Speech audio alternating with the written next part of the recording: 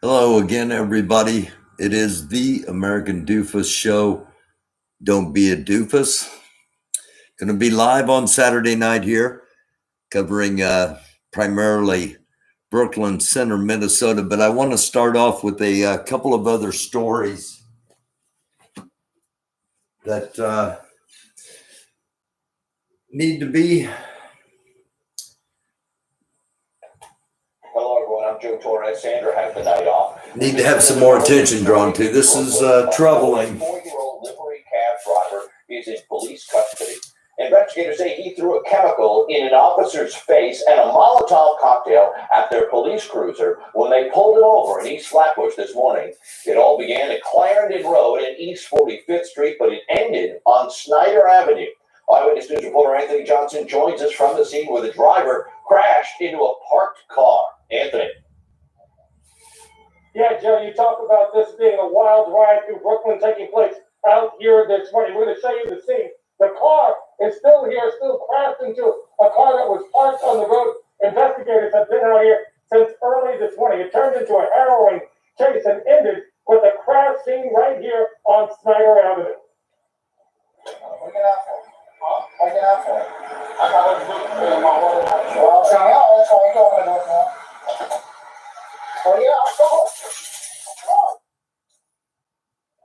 When the driver of that gray-colored 2000 Lincoln Town car first encountered the officer, that motorist threw an unknown substance, probably bleach or peroxide, at the cop's face, then took off. Cops were on him again, and this time the suspect threw a lit homemade Molotov cocktail at the police car. But luckily it bounced off, and then he crashed the car into the parked vehicle and was caught a few minutes later. When cops checked that vehicle, they found several more homemade Molotov cocktails. At this point, cops are still trying to put the pieces together, but it appears that a routine traffic stop led to a discovery of someone who was trying to hurt cops or maybe even target others. The police crime scene unit still here on the scene as investigators are putting together the facts. But this could have been much worse with the finding of those homemade bombs. This all happened in broad daylight around 8 o'clock this morning. Now, one officer was taken to the hospital. He was complaining of blurry vision. That suspect has not yet been identified. We do know that he's 44 years old. He's now being questioned over at the 6-7 police precinct here in East Flatbush, Brooklyn. Okay.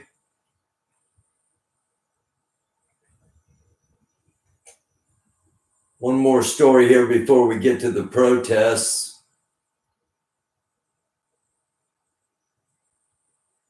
None of those new developments in the arrest of an Ohio man found with weapons and ammo in Times Square. CBS 2's Andrea Grimes live with those new details. Andrea.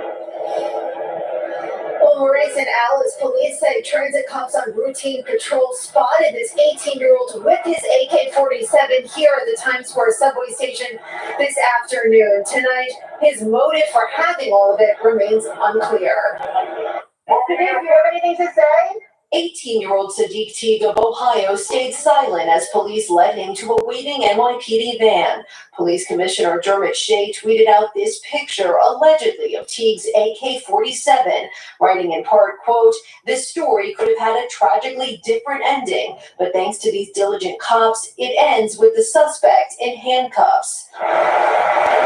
Police say officers on routine patrol spotted Teague around 12:30 in the afternoon on a bench at the Times Square subway station with the weapon out near his feet. He allegedly told cops he has a permit for it in Ohio and did not know it was illegal to carry openly in New York City. Teague was taken into custody without incident. We're told the gun itself was not loaded when they found him, but he did have ammunition with him. Police sources say there's no indication Teague was planning to hurt anyone specific. This incident comes just over a month after Teague's father, Andrew Teague, was killed in a shootout with police in Columbus, Ohio. Investigators there said they were initially trying to arrest Andrew for a felony assault warrant, but he drove away from police. Our CBS affiliate reported Andrew Teague ended up driving the wrong way on the highway, hitting two vehicles head-on, then got into a shootout once he got out of the car. As for his son, it's unclear when Sadiq arrived in New York and why.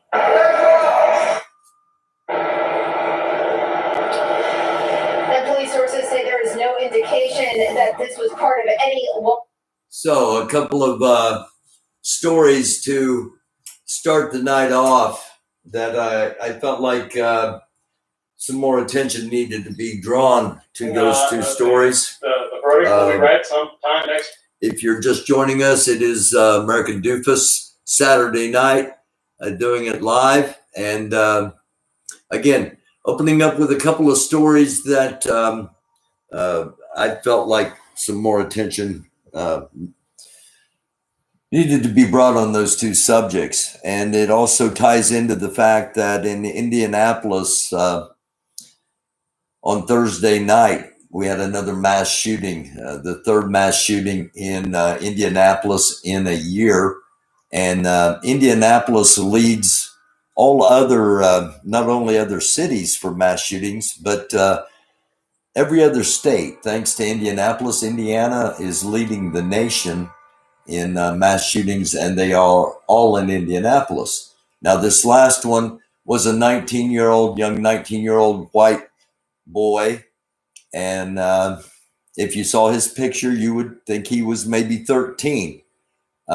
He used 2 assault rifles, both of which were legally purchased. And then an 18-year-old today, the story we just saw in Times Square with an AK-47 and ammo. It's a dark world. Try to be a light. We're going to go to Unicorn Riot here to start the night off. We'll check in with someone that I think needs a much larger audience. That's Frank Nitti II. We'll check in with him later on tonight. If you're new to the program, thank you for watching. Hit the like button, hit the subscribe button, and feel free to comment in the chat. No racism, no hatred. There's a lot of banter and a lot of there are some people that joke with each other. Some people that have little riffs with each other, but no hatred, no racism, and otherwise there's no censorship. So let's not make it start now. It's a dark world. Try to be a light, and try to practice that while you're in the chat. I love y'all. We'll be here for a while, and here we go. But we'd rather not ruffle feathers. So to see everybody come in here. Yes, I want to point out one more thing before we start the audio. The family of Daunte Wright has requested that the protesters tonight do not shake the fence. There were over 200 people arrested last night for rioting because they were shaking the fence. Do not shake the fence. Do not throw anything at police officers. Keep it peaceful. The protesters have turned this into, let's keep this peaceful, and force them to come out and arrest us for doing absolutely nothing, for not posing a threat, for not creating a problem. So that is the plan of action for the night. We will see how long it lasts and how this all unfolds. And Reverend Jesse Jackson was in Brooklyn Center, for those that want that information, earlier this evening. He looked rather frail, to be honest with you. And he will be there tomorrow at 1 p.m. with members of the family, with members of Daunte Wright's family. And with all that being said, I'll come up from time to time to the monitor here and hop into the chat. But I'm going to be back at the back end of the room monitoring, and in case we need to switch to something else. But here's how we're starting the night off. It's with Unicorn Riot. Excellent streamers. And I believe it's Nico. But here's the start of the night. And it ain't gonna end until we get our justice. It's that simple. That's what I love about it. It's simple. So the fight will continue, and I'm gonna keep talking shit the way that I do. But that's just kind of That's kind of where it's a lot to process, but I think the focus is to just keep showing up. Don't let up. On a similar topic, Operation Safety Net, there's protests now that sort of targeted their headquarters, and then last night went downtown. And Operation Safety Net, the sort of question around the vote around the protest was Operation Safety Net is safe for who? Right. And can you just explain what your interpretation of Operation Safety Net is at this point? Operation Safety Net is it's WWE. It's pro wrestling. It's set up to be some sort of show, and it's entertainment, and that's all it is. That's all it will be. Can they really physically harm us and do damage? Yeah. But regardless, it isn't what its name is. It is really a show. That press conference last night was hilarious. And I haven't watched wrestling in such a long time. It brought me back. And all I felt was like, they're missing the crowd cheers. When they become the promos, like, where's the crowd? I felt like that's what was missing. And I mean, I'm laughing, I'm joking, but how disrespectful is that a 20-year-old was murdered? How disrespectful is it that we have to keep watching George Floyd murdered over and over on replay, and they come out and just blatantly lie? And I haven't seen Tim Waltz. I haven't heard of Tim Waltz saying anything. I don't know where Tim Waltz is, but all I know is that he was really fighting for the people for COVID. I haven't seen Waltz at all. Have you seen Waltz? No? Nobody knows where Waltz is? I mean, I just feel like if I was a governor, and this is my state, I would be right here with my people. But, what was your, Operation Safety Net? No, it's a joke. It's a joke. It's a sketch. I'm just like a comedian. That's a classic sketch that was written. Period. On that same note, basically, what last night was, we also heard, was dog whistles. Right. And it seemed like the state troopers were calling for reinforcements. People come help. Minnesotans come help. And a lot of people were saying that dog whistles to call up. Absolutely. What is your interpretation of that? I mean, they'll do that whether they do it on TV or not. Those folks know what's up. They don't show up whether they broadcast it. It's just plain as day now. That's all. That's all it is. And I'm not concerned. I'm not too worried about. I'm not too concerned or worried about the supremacists coming because they're gonna do whatever they want to do. But I am my heart goes out to the children. You know, the young ones who have to come out here. The young ones they got to continue to come out here and put themselves at risk for some shit they just came into the world. They didn't ask for it. So it is our duty to continue to keep fighting so that we can just have a just world, a simply just world. That's it. Yeah, the dog whistles been happening. We know that, and they're never going to end. So I would say to that is my friends who are white.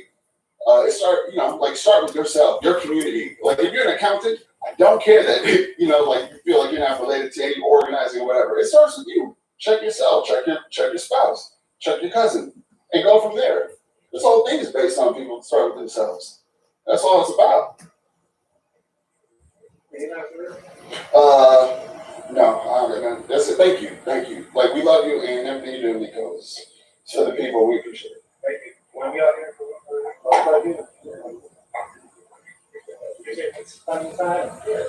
Thank you. I just heard perspective. Yeah, crowd continuing to get bigger. You see the cars have become a little bit more and more. We got the safety kids that are over here. We'll try to see if they're cool with us filming them.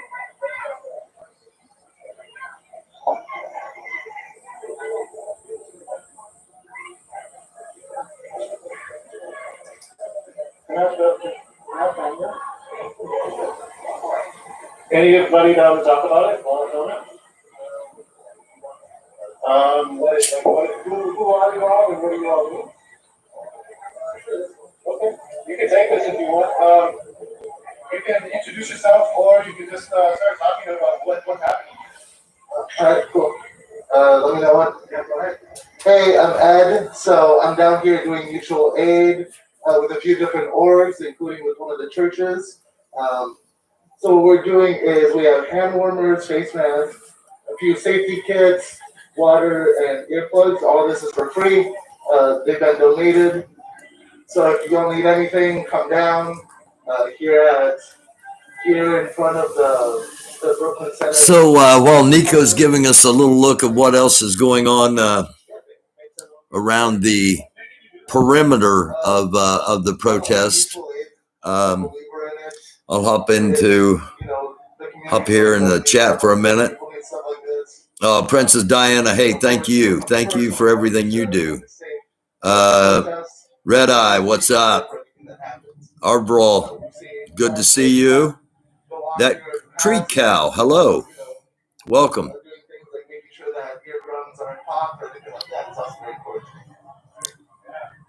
What have you been out here like every night, or what have you seen during this last week?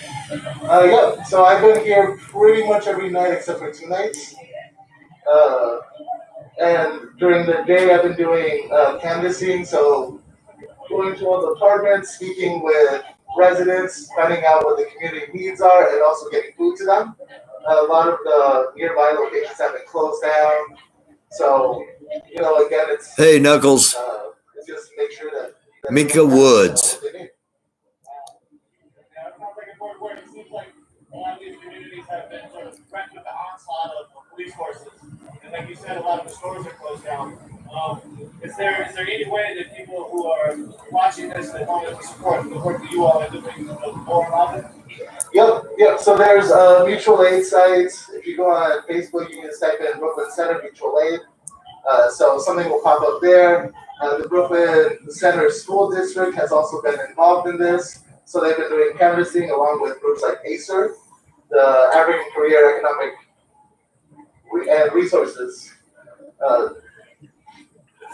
And then I know that other ones have also been doing work on this, on the ground stuff. And yeah, so canvassing goes every day from 2 to 5. And there's always Spanish speakers needed because there's a lot of Hispanics in this area. So, thanks, Knuckles.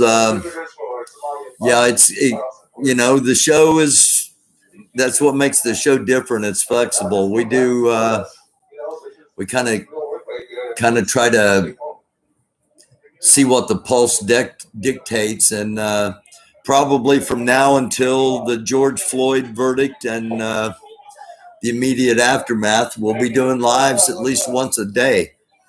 Again, if you're just joining us, the family has asked that there be no antagonism of the police tonight. They've asked that they not shake the fence. They don't throw anything at them. They can still chant, but they're asking not to antagonize the police. And the protesters have said, okay, we're not going to antagonize the police. We're going to stay out here all night until the police come out and show you who they are, because we're not going to do anything to antagonize them. We're not going to give them a reason to arrest us. We're going to have them show you who they are. So that's the plan for the night. We'll see how it all unfolds. Hey, Mr. Real Talk. And one thing I want to point out that doesn't get talked about a lot. Everybody's like, well, why are they out here doing this? Why are they out here doing this? Crowds are sort of chilling about right now. We'll try to get some more interviews in a few. And you'll notice, like, there were two. Thank you all for tuning in. This is Nico for Unicorn Ride. Thank you, Dan and Chris, for running the back end. Here's another mutual aid cart with a bunch of goods for people. Thank you. Those hand warmers will probably come in handy tonight. Why don't they protest at every shooting?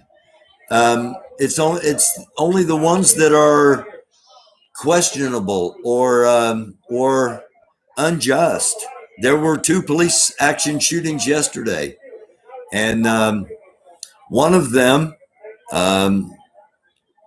actually, both Tuscaloosa,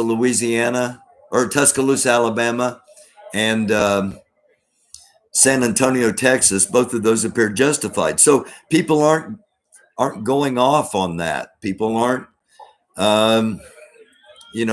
protesting because the actions of the police were justified, and sometimes that's the case. It's when the actions of the police are unjustified or questionable that the protests happen. There was one day where nobody was arrested. Yesterday there was 134 arrests, we think. Just tons of arrests. The police just basically came through and swept the whole thing. What up? Police came through and killed everybody. Here's a lot of the food, as we were just talking about. So they are prepared to be out there for a long time. We'll see how long everything stays peaceful. Hopefully it does. For the community residents here. I'm going to go back and see what's going on around the rest of the country. And we will cut to another stream if necessary. But I think everybody's focus is going to remain on Brooklyn Center. Thank you. Love you, Brian.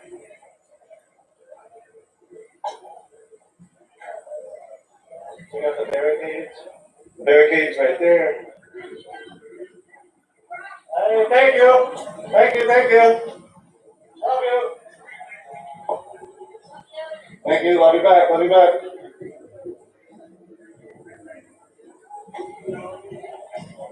Sort of trying to stay away from this truck a little bit because we might get hit with this copyright joint. Yeah. What's up?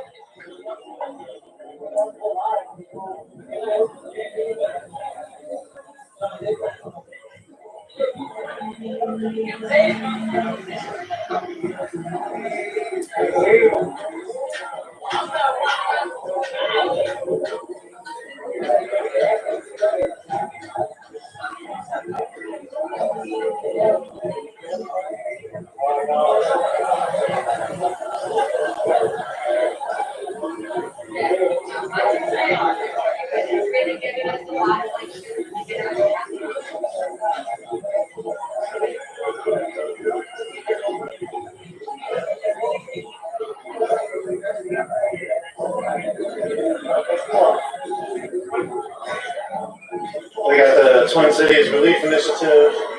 It's out here serving food.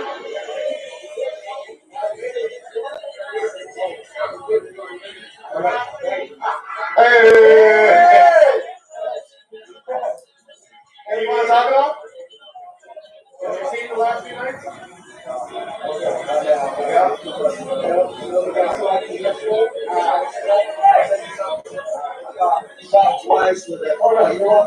You want to show them camera? Yeah. We're going to look at Instagram. Are you okay with showing that your Instagram title? Okay. This is what happened to me yesterday. Let's see if I can get this focused. Hold on. Yeah, put it back. Let me know when you're ready.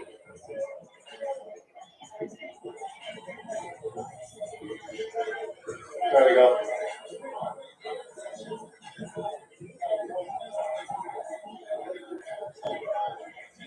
On my legs. That's the first one. The shit exploded in my legs. They do it right at your feet? Right on my legs. It exploded right on my legs. Now look, the second one is even worse. Look. Whoa! Yeah, he'd be in the shin and then exploded all over his legs. Now you gotta get the perspective of her life, and you gotta see it's even worse. I was down on the ground, so that shit was, I was out. But look, now it's gonna be her perspective.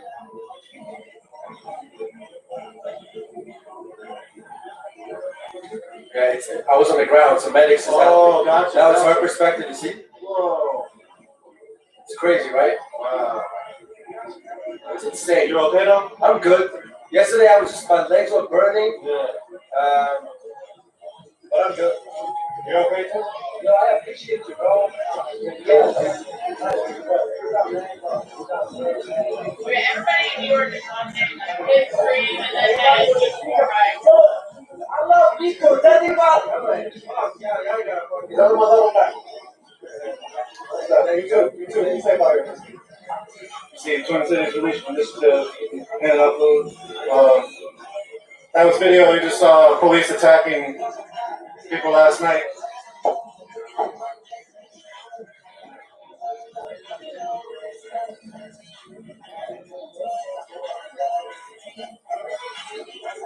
We'll do a quick check-in with Mercado.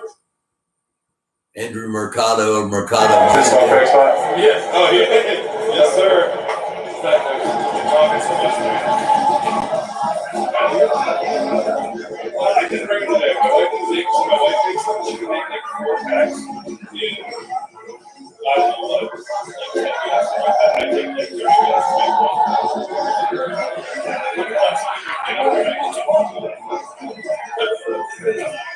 Yeah, we got fucked up last night. Pardon my language, but we got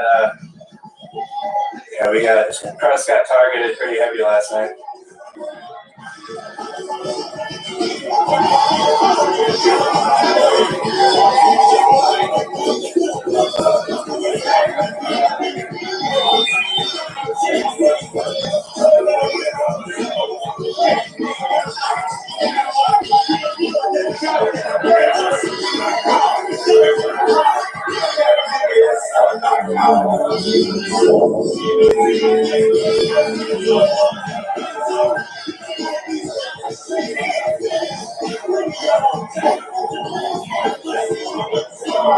Oh, we hear Tupac. We gotta walk. You guys get NWA doesn't get the streams taken down, so.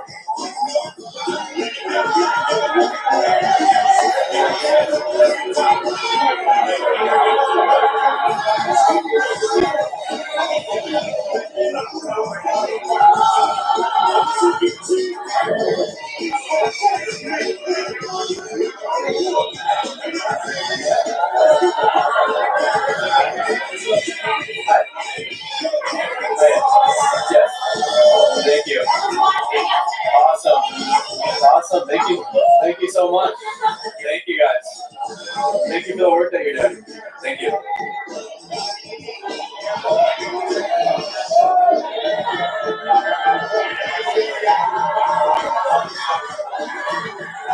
Yeah. Tupac and Prince are no-goes.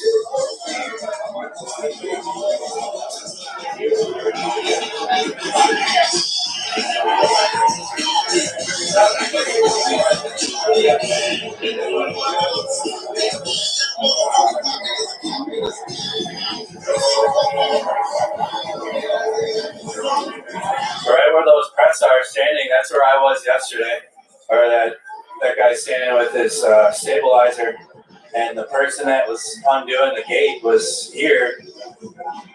And again, it came straight from the rooftop. And that was when it all began. Press last night were detained, maced, tackled, flashbanged, had their IDs, had a picture of them with their ID, and I'm still not sure what they're doing with those, with all the press ID and pictures and what they did. But the restraining order is in effect for journalists and press.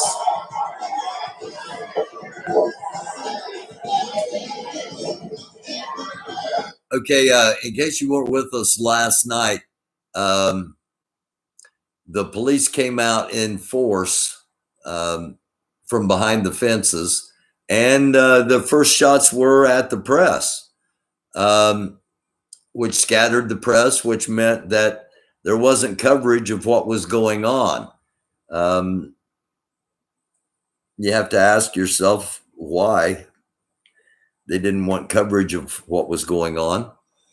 And several of them were injured, as we've heard. Attacking the press is one of the first things you want to do if you want to silence. And it's a dangerous thing, in my opinion. James Sweeney, how you doing? Hello to everybody that's watching. We're just getting the night started. It's early. It's right now it is in Brooklyn Center, Minnesota. And the instructions from the family, they asked for one night of peace. They said, don't shake the fences. Don't throw anything across the fences at the police. Just be peaceful for one night. If it doesn't work, well, you go back and do what you need to do. But try it one night peacefully, just out of respect for the family. The protesters have taken that and said, okay, we're going to stay out here. We're not going to do anything. We're not going to instigate. We're not going to give the police any reason to come out and see if they show who they really are, and they come out and start arresting us when we're not doing anything at all. So because there is no curfew. Now, my opinion, what's going to happen is in about, I don't know, maybe sometime in the next hour, it's going to be announced that this is an unlawful assembly and you need to break it up. And at that time, several people will start to leave because they saw what happened last night. I think that's Frank Nitti. It is. So we'll see what Frank's got to say.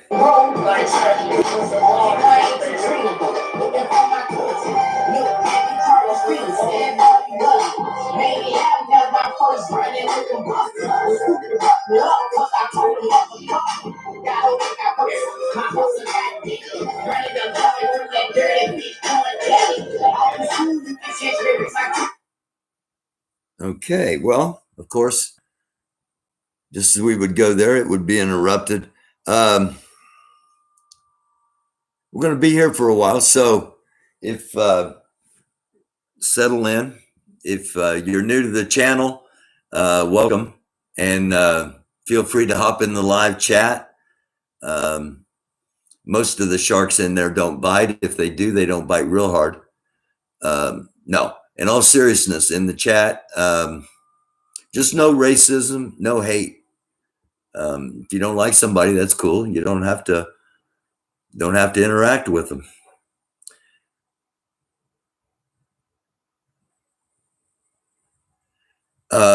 That's a great question, James. Shalom to all of you. Peace, love, healing, health, prosperity upon everybody. All right.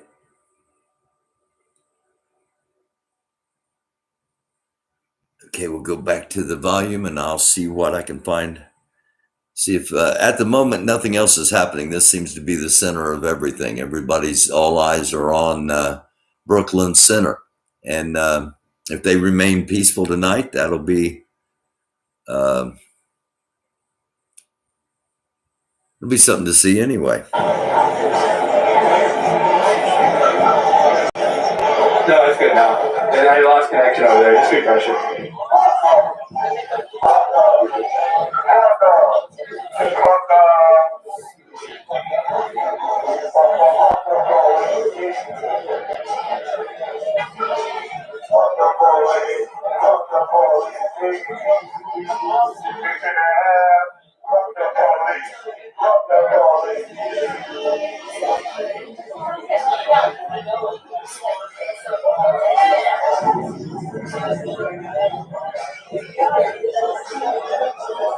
Thanks a lot.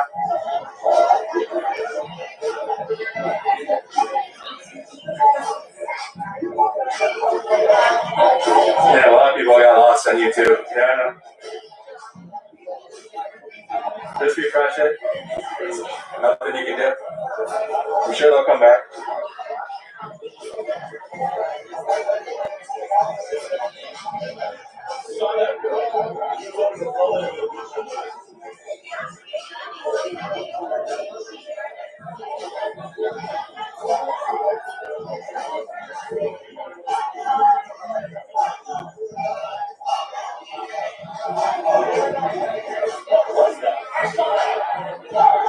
Yeah, people are coming back. Yeah, just refresh everybody. Yeah, let's get back from there.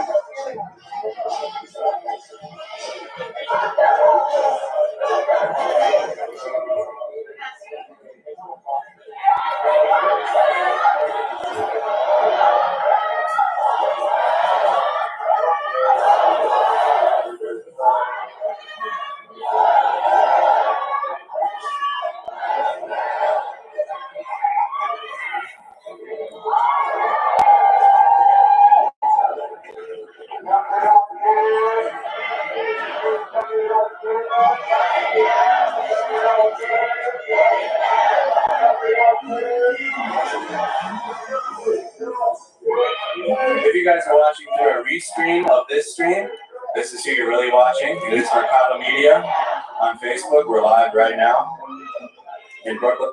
Again, that's Andrew Mercado, as we say often.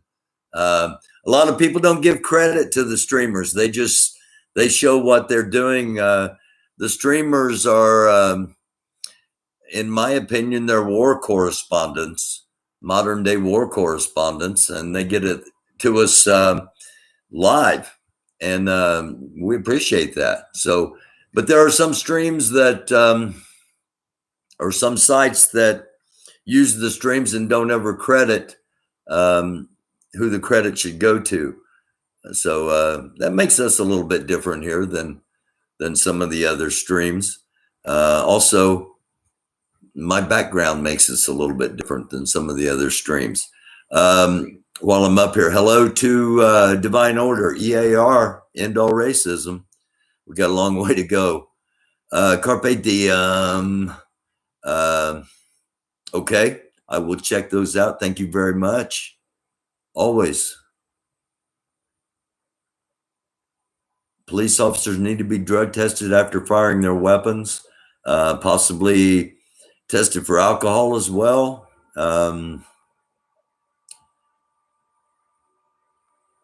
I don't see what's wrong with that. I don't see how that's a violation of anything at all, that a police officer should be drug tested after discharging their weapon. And I would welcome an argument about why they should not be in most racism. Hey, that'd be a start. Just end in some racism. We're trying to, that's our beginning. All right, I'll hop back to the volume here. I'll be back up here in a couple of minutes.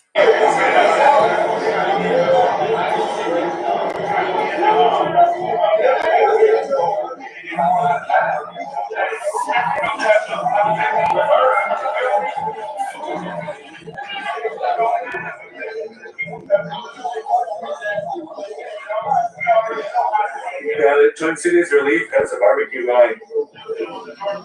There's a barbecue. If you guys watch any Portland streams, you guys in the Justice Center inside of the park, there was last year there was a group called Riot Ribs that was feeding the protesters out there. So Twin Cities Relief is over there, and they have a big grill, and they're cooking barbecue, and they have water and food and snacks for the protests.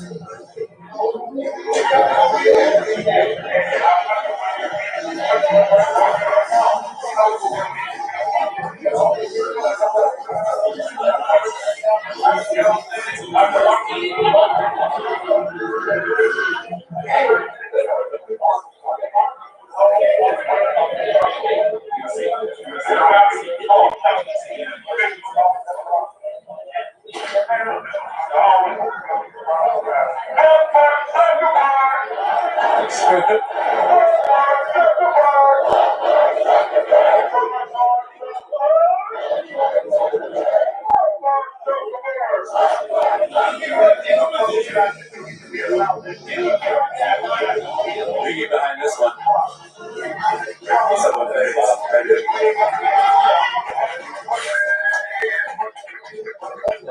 No, I'm good. That sounds good though. We just missed a fuck Mark Zuckerberg chant.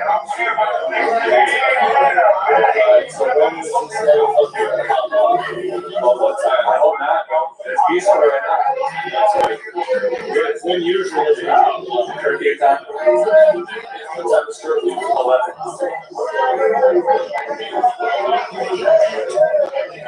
So guys, this is Brooklyn Center, Minnesota. We're in Humboldt. This is Humboldt Avenue outside of the Brooklyn Center Police Department.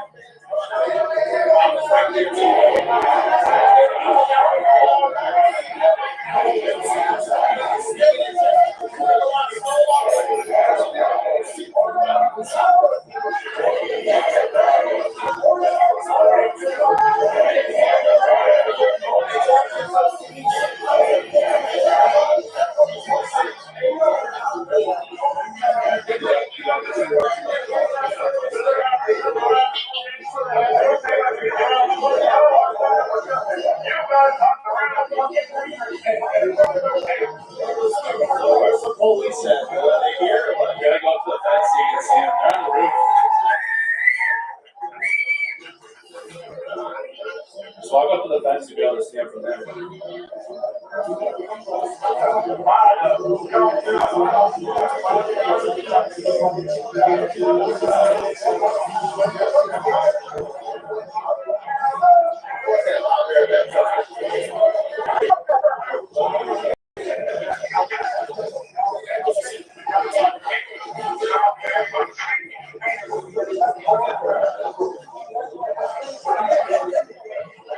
Excuse me.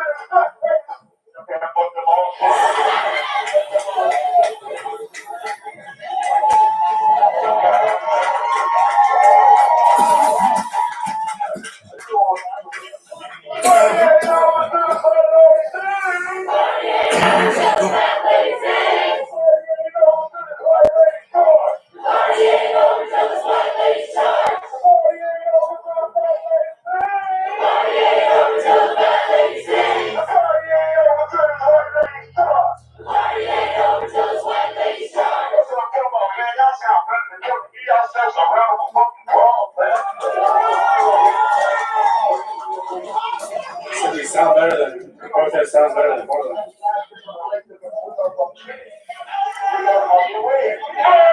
Hey, if you're just joining us, thank you.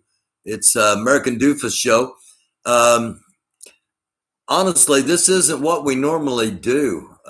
We've been live all week long, and we'll be live until the verdict of the trial for murder of George Floyd. And we'll do that. We'll be live all this next week. Normally we have recorded shows, and I'm live maybe once, twice, sometimes 3 times a week. But most of the time it's recorded alternative news and information, and interviews and panels on relevant topics. So if you're just joining for the first time, thank you very much. Hit the subscribe button, hit the like button. We're going to be here throughout the evening. Reverend Jesse Jackson was on site earlier, and he looked rather frail, to be honest with you. And he's going to be with the family tomorrow at 1 p.m. In Brooklyn Center.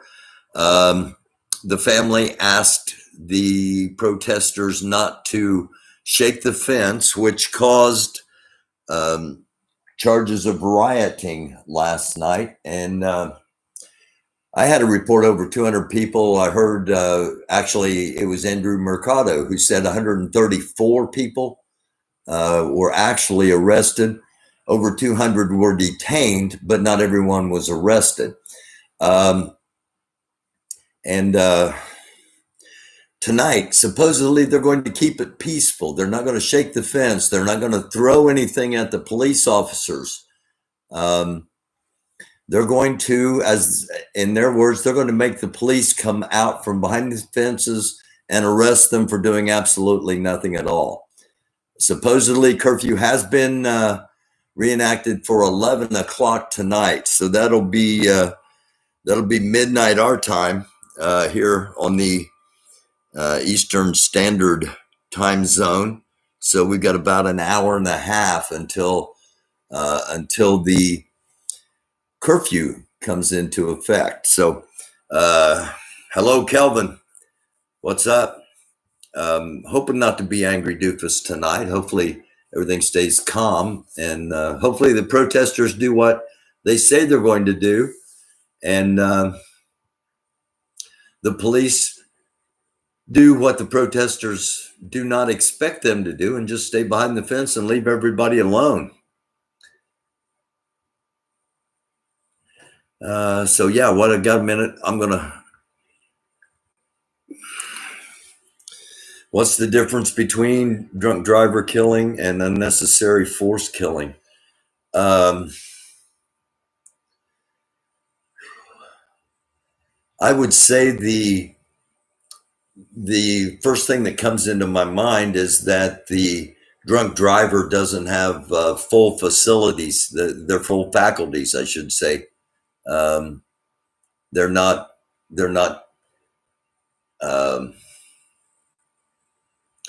at top form to be behind the wheel of a 3,500 pound mass of plastic and steel. Unnecessary force seems like would be a choice. So, but in the end, they both result in death, and many times premature, taken too soon. That tree cow, police should be held to a more equal standard of examination after situations like the shooting have been happening recently. I agree with that. They want the news to shift on Nazi cops. Cops need serious reform. 2,400 dangerous scientists. They make the decision to drink. That's a good point too. Yes. And yeah, I'm not a big fan of alcohol, and that's just my personal choice. I'll have a beer every once in a while. I like to drink an Indiana beer, an Indiana brewery called Sun King, and they brew a beer called Wee Mac, and it's a Scottish-based beer, a dark beer, and I really like to have one of those every once in a while. But I'm not a big drinker, and I got arrested in 1989 for driving under the influence, and that cost me at that time, and I learned from that mistake, and I won't risk that again. What happens after or due to your bad decisions is still in your hands. Yes, it doesn't have to be an end all be all. If you make a mistake, if you have a bad decision, it doesn't have to be the end of everything. You can learn from it. It's just a matter of bouncing back, getting back up. And I'm as guilty as anybody of having trouble doing that at times. This past year has, past years hit me hard. Job went away, and then my best friend Kay passed away suddenly, and sometimes it's tough to bounce back from things that whether it's self-inflicted or whether it's life.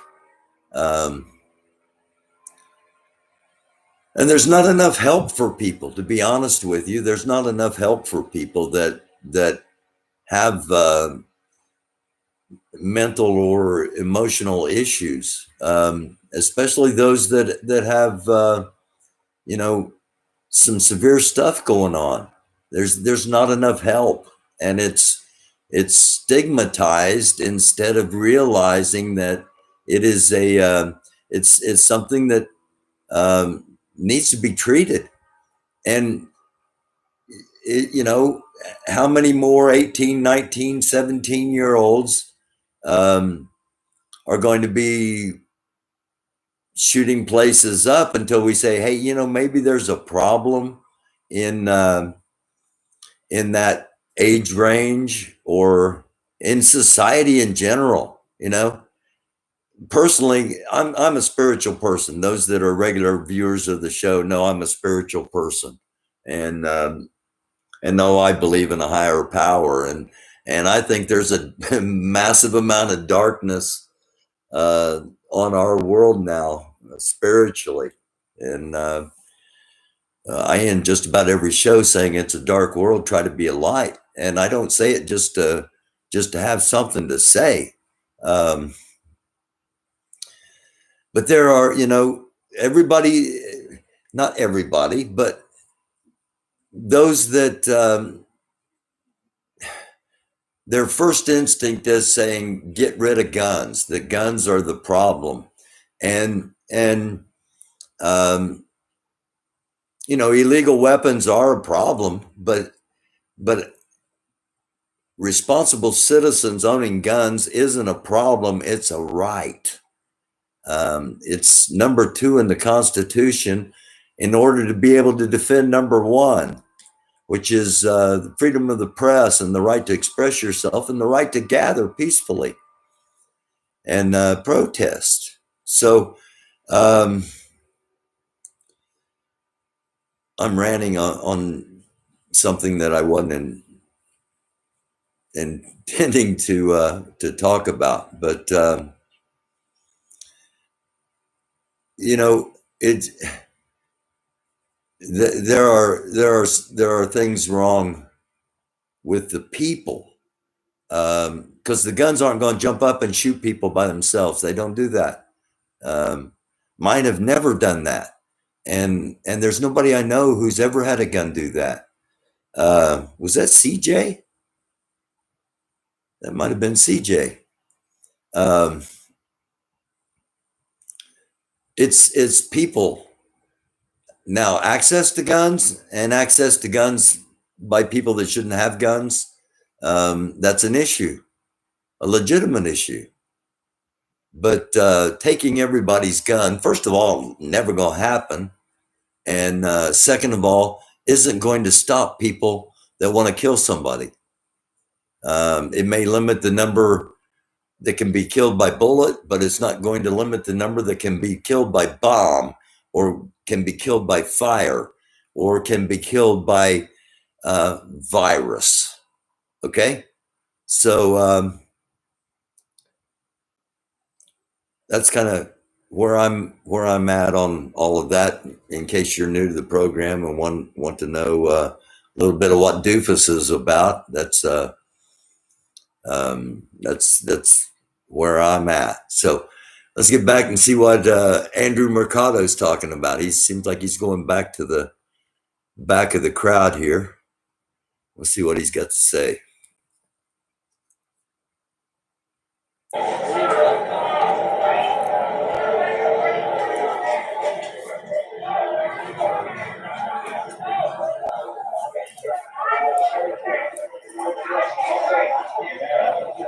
It is a smaller crowd than yesterday.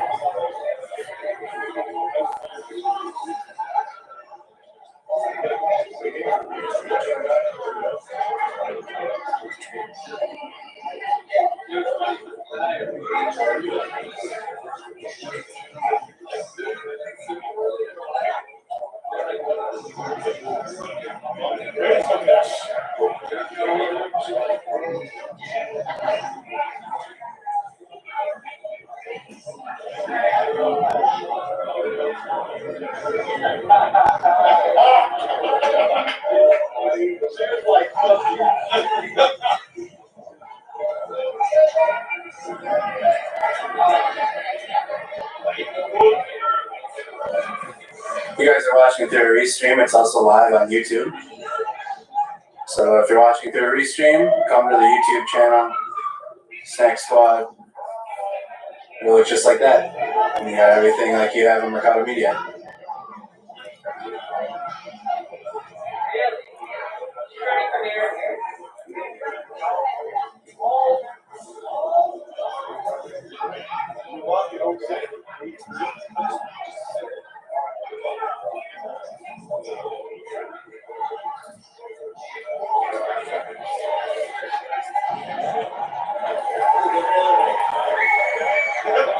Just say it.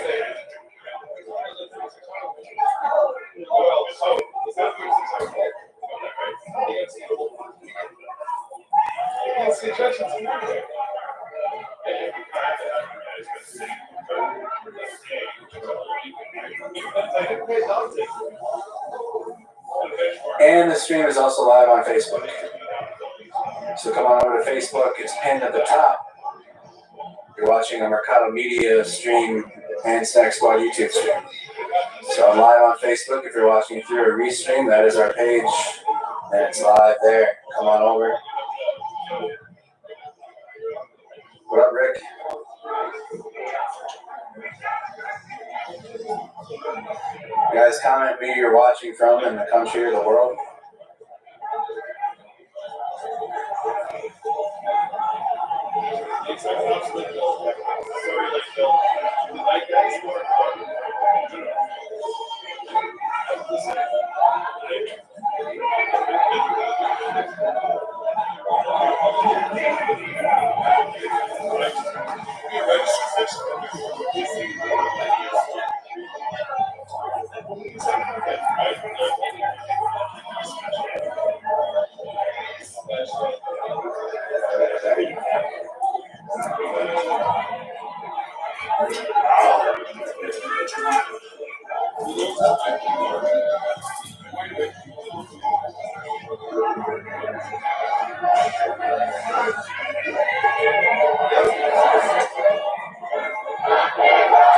Ontario, Canada, Washington State, St. Louis, Missouri, San Diego, Louisville, Kenosha.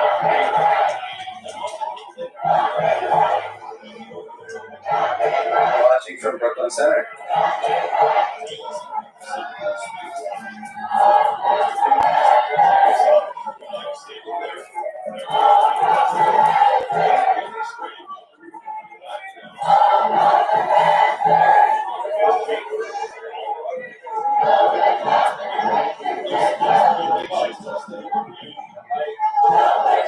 Perth, Australia, Nebraska. Going to do a quick switch. I don't like using too much of one streamer's feeds at a time, and simply because they're out there with boots on the ground.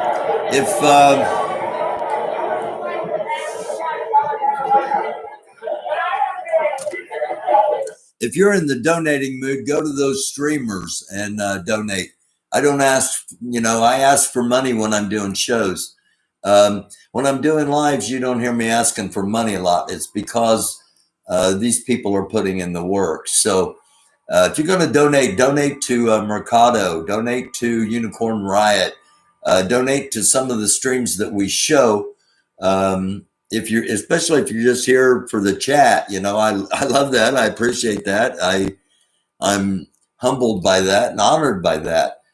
So if you're in the donating mood, hit up those, hit up the streams that we're showing tonight. Org, Facebook, Instagram, and make sure that y'all are staying up and what's going on with these families. We constantly today help these families because today we help turn around their jobs, take new tires, brakes, and windows and orders all.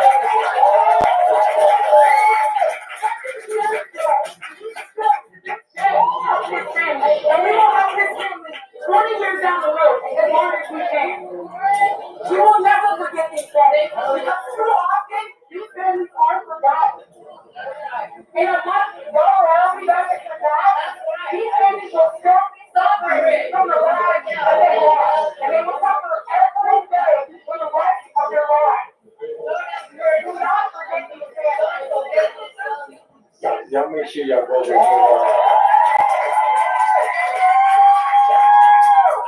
Y'all make sure y'all get Watchdog. What's that? Watchdog Citizen and subscribe, right? He's doing some stuff and going and going and going, and he posted something that's one of his platforms got banned, and he wanted to give up. They're trying to get things back on his feet. So make sure you guys get Watchdog Citizen and subscribe. So I didn't hook you guys up with people to watch tomorrow while I'm not here. Probably about 3 people. 3 or 4 people.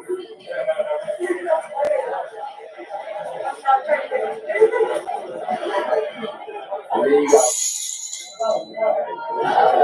energy after 11 p.m. to soda powered glass. oh yeah, PG Tech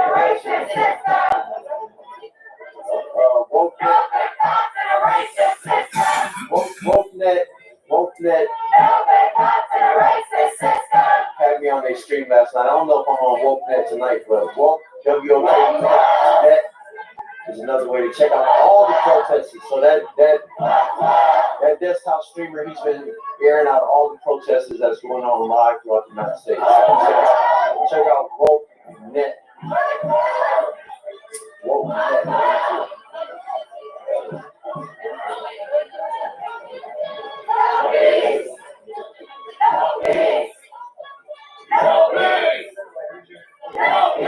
Am I on Wokenet? I think someone said yes, I'm there.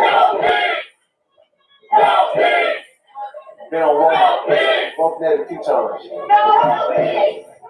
It helps you grow too.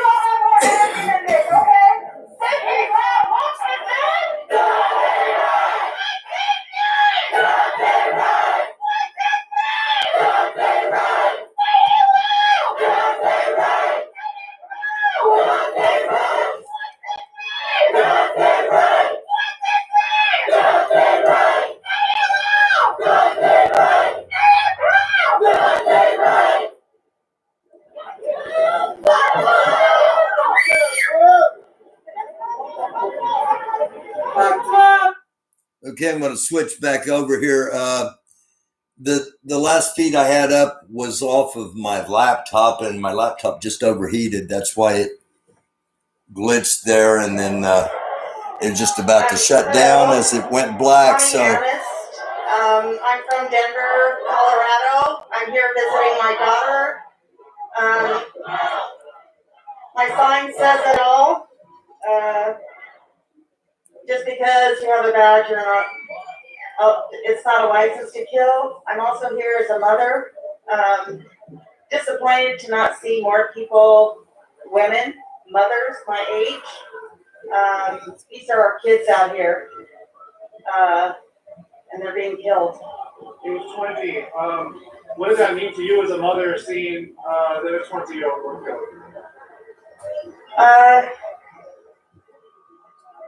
What can you do but think about your own kid? And, George Floyd, what did he say? Mama, mama. So I'm here as a mother, and I'm encouraging other moms, no matter your age, to be out here, because it's not my kid, but it's my kid. So. Did you drive here from Colorado? No, I flew. Oh, wow. Just for the protest? I know my daughter's involved, and I wanted to come see the George Floyd Memorial, and then this happened, so here I am. Talking about mothers, Dante Wright was on the phone with his mother. I know. That happened, and also we have another one in Chicago, happened in Toledo, 13-year-old. Right. Can you just expound on it one more time?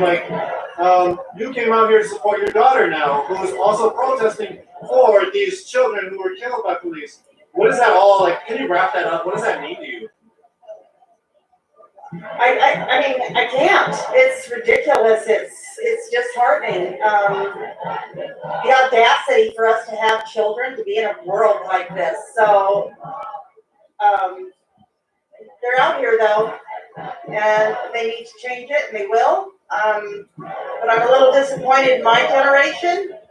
Basically, where the hell are you? Where are the mothers supporting the mother? When it comes to change, what type of change do you hope to see?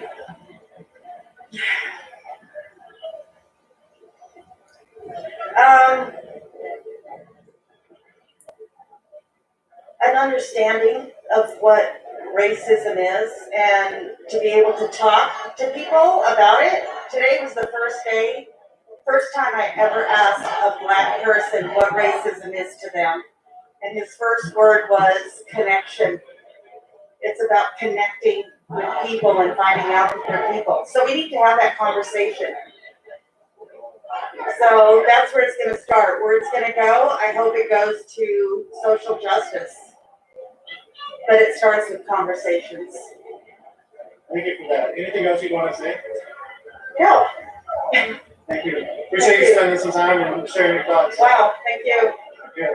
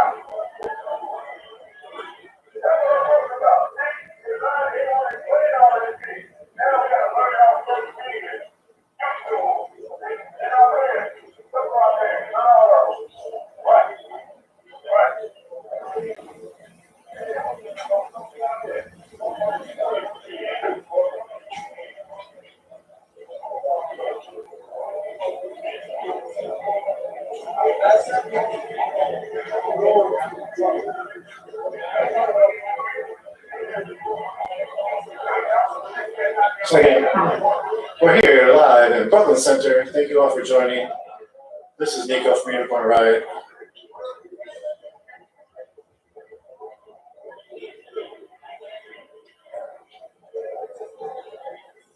This is back of the street sign, some graffiti on it.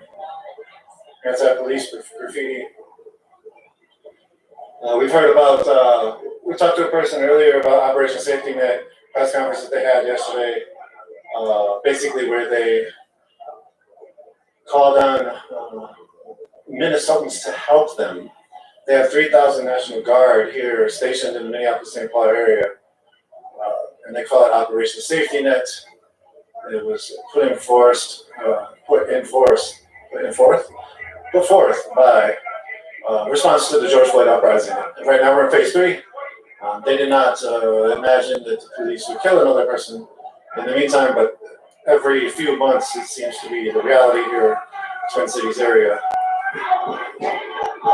They hear the chant, I don't want to say another bleep name.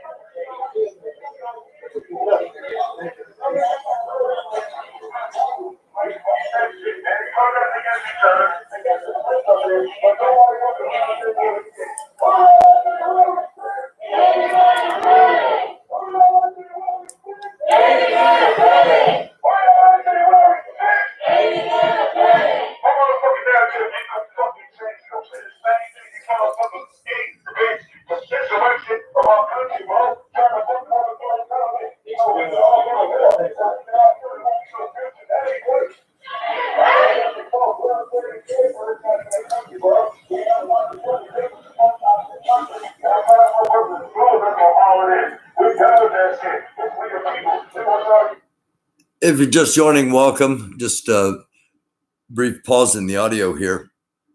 Carpe diem. If you're still in here, I've been watching one of the links you sent me. I don't think I can play it because of copyright, but it is a 60-plus-year-old white man in an altercation with a police officer, and ends up dragging the police officer with his truck. And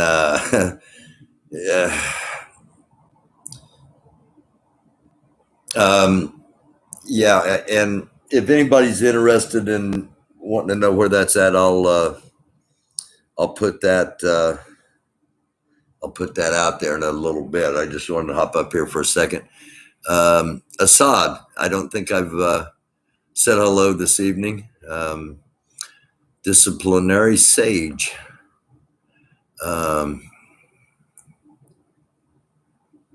Okay. Y'all got a good conversation going on, it looks like. So I'm not going to hop into the conversation. I'm not going to hop in the chat. Y'all just keep respectfully talking with each other. That's a great start in what this country should have already become, but what it's going to have to become one way or another. It's going to have to become a place where you don't have to have megaphones to have your voice heard, because the people that refuse to listen at all have been marginalized.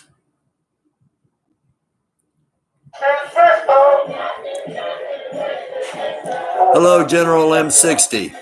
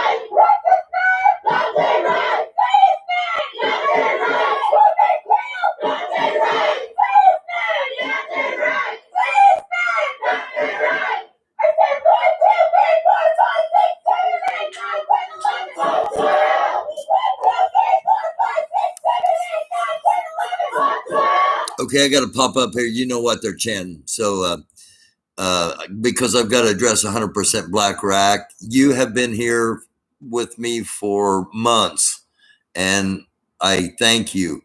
I did not know how much YouTube took from what people were donating.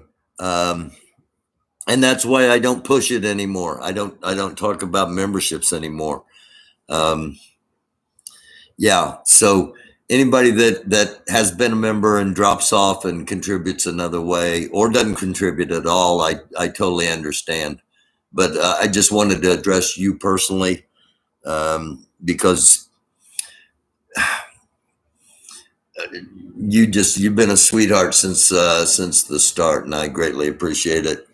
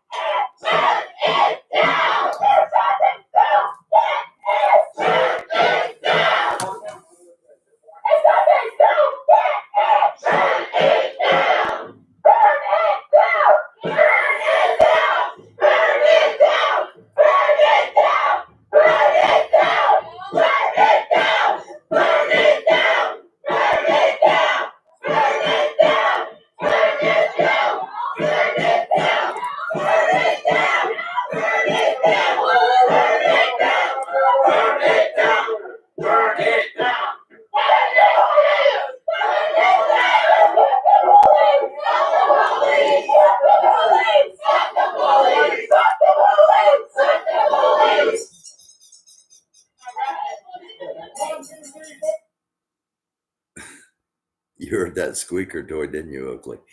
I normally do talk about the Cash App at the beginning and the end of each episode, and sometimes I drop it in the comment box or in the description box. I don't know. I just I don't do it when I'm doing shows like this because I'm showing other people's work, and if anybody benefits from it, it should be them. I'm just using it and simply for educational and informational purposes, just to help spread so people can see the truth. Because a lot of people, especially white people, watch the news and they see maybe 90 seconds, maybe 45 seconds, maybe 30 seconds of something that happens, and that becomes a story and things get filled in. Whereas what we do here, you have the opportunity to see the entire thing. And I just wanted to, actually wanted to address 100% Black Rack, and again say thank you to everybody that's watching and hanging out, and we'll be doing this.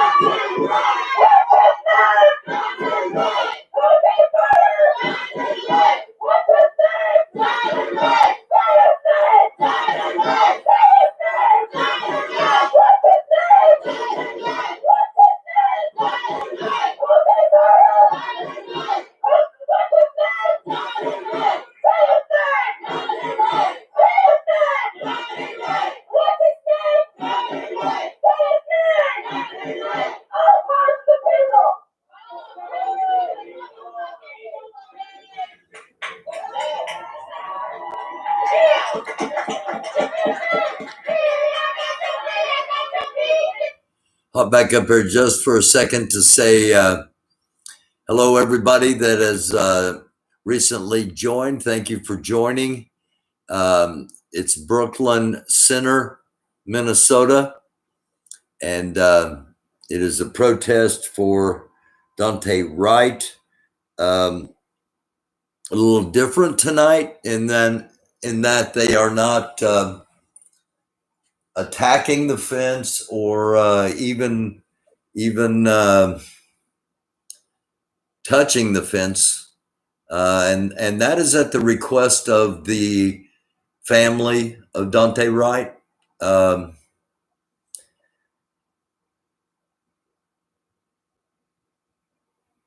The protesters are attempting to stay out here past a curfew and not do anything wrong, and to show the world what the police let the police show the world who they really are, is how they said it. So and I've got to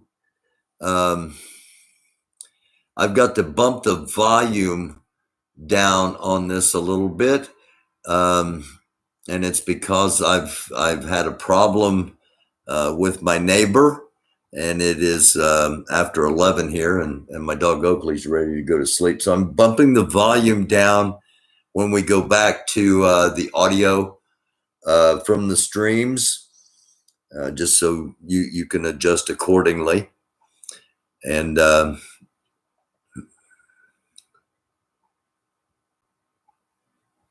I hope you're right, Space Frog.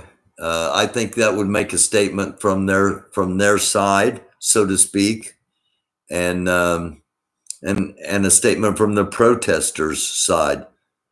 So I'm hoping that's the case, and we're about 45 minutes away from that happening. So again, I'm gonna go back to the audio, and I'll be back up here in just a few minutes. You guys, it looks like you've got a very very interesting, very deep chat going on. So I am not going to interfere with that, and I will put the volume back up here. Seems like.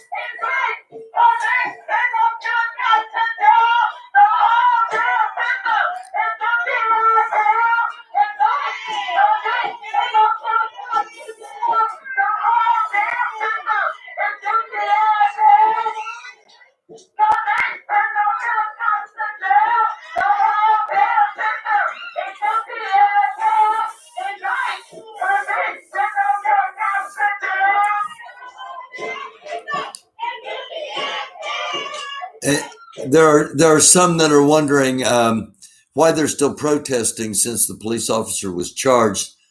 She was charged with second-degree manslaughter, and the feeling is that this was at least a second-degree murder, and murder charges should be brought, and that's the basic short version of why protesting is happening.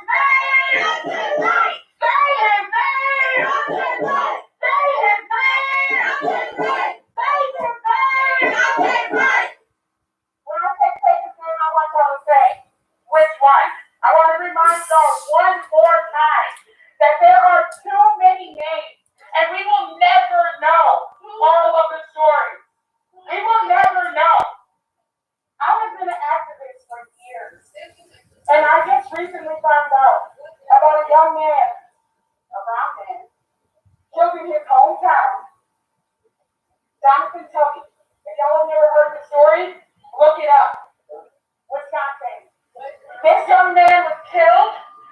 using a blinker as a stop sign in a turn-only lane. He was taken to jail, and because he moved his handcuffs from behind his back to the front of his body, an officer, after he had been searched 3 times, this young man was searched. The officer announced that this young man had a gun on him. They shot out the window, filled the car with C2 foam, opened the door. When he went running, he ran into a squad van, fell face forward with his arms underneath him. They let a dog attack him and shoot him 8 times in his back, in his head. They killed him while he was in cuffs inside of the police station. No charges. And every single one of the officers are still a police officer to this day. Every single one of them are still protecting and serving, as they call it. I want all of you to say, shame! Shame! This young Native American, brown-skinned man was gunned down in the prime of his life with handcuffs on while he lay on his stomach in a police station filled with C2 foam, not able to see or breathe. I want y'all to think about that. This man was not a threat to one single person. In fact, he was in danger, just laying there on his belly with his arms underneath him. And they gunned him down. If you have never heard Jonathan Covey's story, you need to do more research. If you have never heard Tony Robinson's story, you need to do more research. If you have never heard Bilal Castile's story, you need to do more research. If you are not pissed off, you need to do more research. Elijah McClain. That is why we are here. So when I say his name, I want y'all to say, which one? Say his name! Say his name! Say his name! Say his name! Say his name! Say his name!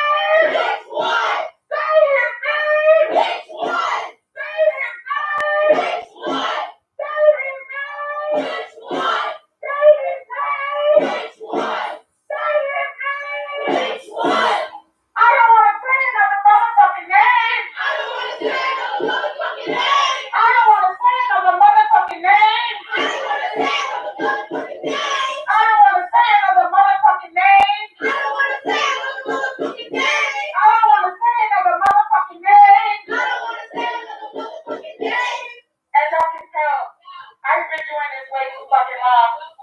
In the last 10 minutes, I felt completely different. I've been doing this way too long, and I am 30. And my grandmother's been doing this shit since they were fucking 12. My grandma did this. Her mother did this. Now, how long do we have to do this? Does my daughter have to do this? Does her daughter have to do this? No! Does her daughter have to do this? No! Because we won't be here until change is made. Period! And if change is not made, we will fill these streets every day.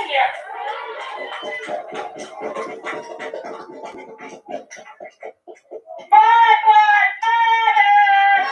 Black Lives Matter! Black Lives Matter! Black Lives Matter! Black Lives Matter! One more time, this will be my favorite chant, and this is only because I feel like so many people forget how many black and brown lives we are out here for. So we are going to do this one more time. Papa, Papa, Kansas City!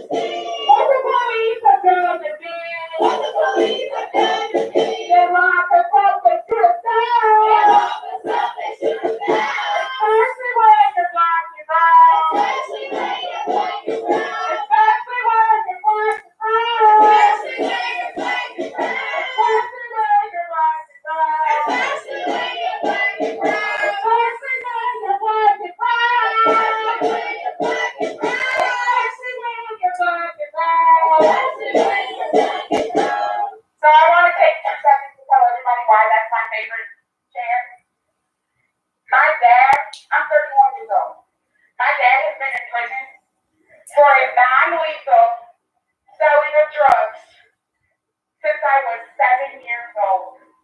He's doing 65 years for a non-lethal crime. He will never get to see his grandkids grow up. He will never get to make up for the lost time of his sons, his daughters. He will never get to see the achievements his family has made. 64 years my father is in prison. He will never get out. He will never see the light of day for selling drugs. I have been without a father for 24 years. 24 years for selling drugs. So when I say they lock us up, they sit us down, that means something to me. When I say especially when they're black and brown, that means something to me. And it should mean something to every single one of you out here. And if it doesn't, you're in the wrong place. I want to remind you to stay pissed off. Stay enraged.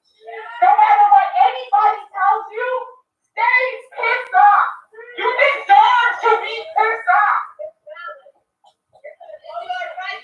You deserve to be angry. If you are out here with a brother, father, cousin that has been gunned down, boyfriend, friend that has been in prison for a life sentence for doing a petty crime, you deserve to be angry, and you need to stay angry or changes will never come. Stay pissed off. Make a change. When those petitions come up, sign them. When it's time to vote, vote. If you are pissed off, come out here and let them know you are pissed off. We do not want our kids and our grandkids to have to fight this fight. I would like to tell my daughter or her children that my time out here was not wasted. That my time away from my child, away from my family, away from my job is for a purpose. And if you are not here for that cause, you are in the wrong place. This is not a party. This is a celebration of life for a young man that was gunned down because he even got to preach the crime of his life. And until we get justice, which justice we will never get. Let's remember, there is no justice.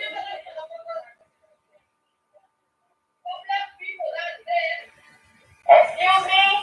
I mean, everybody, in respect to Black culture, in respect to Black women, to take 3 steps back. In all respect. Because this is Congresswoman Maxine Waters.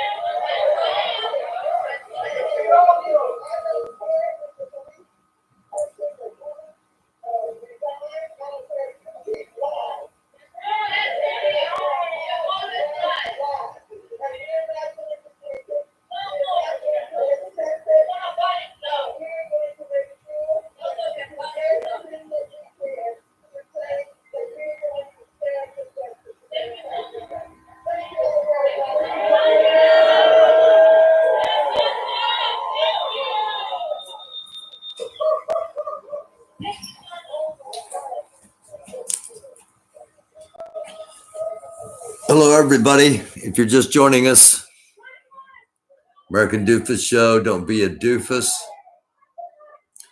That was Maxine Waters, Senator, and like her or dislike her, she showed up. No, I'm sorry, Congresswoman. Yeah, I said Senator. My bad. And like her or not, she showed up.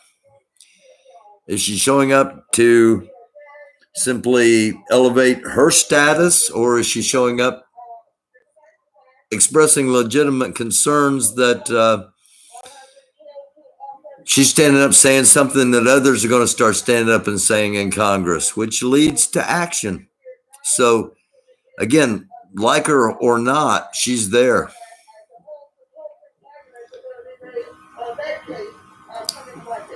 And I got to apologize for not coming up here more to the monitor, but I'm having a migraine headache, and I'm having trouble focusing my eyes. So that's why I haven't been up here much.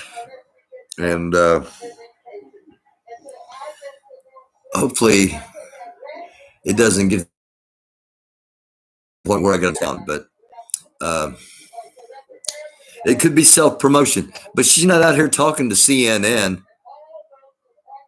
She's out here talking to Unicorn Riot and Mercado Media.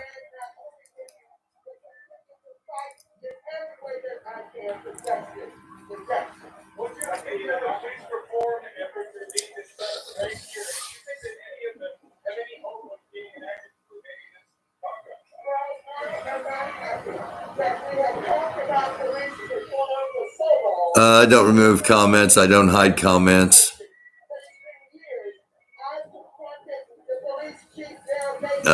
No, I'm sorry, Teresa, but I don't. If they're removed, they're either removed by the person that had made them or by YouTube. But welcome, and keep watching.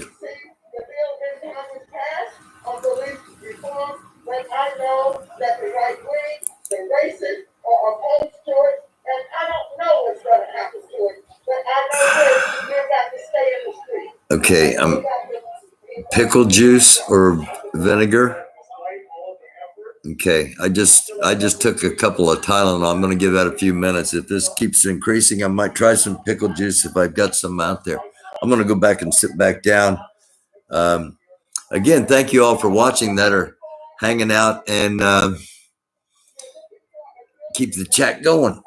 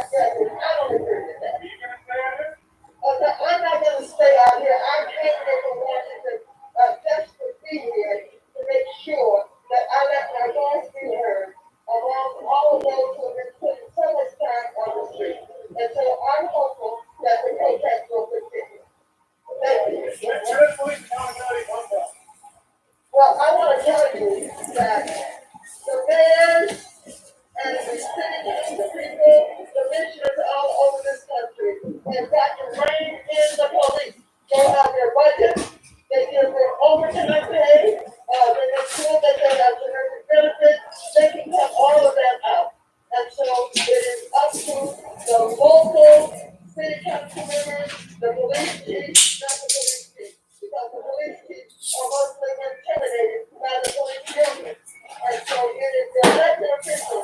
Go back and raid everybody.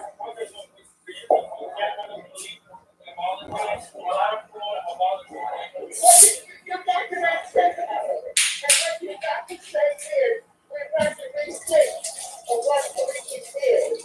We've got to really decide what we really need.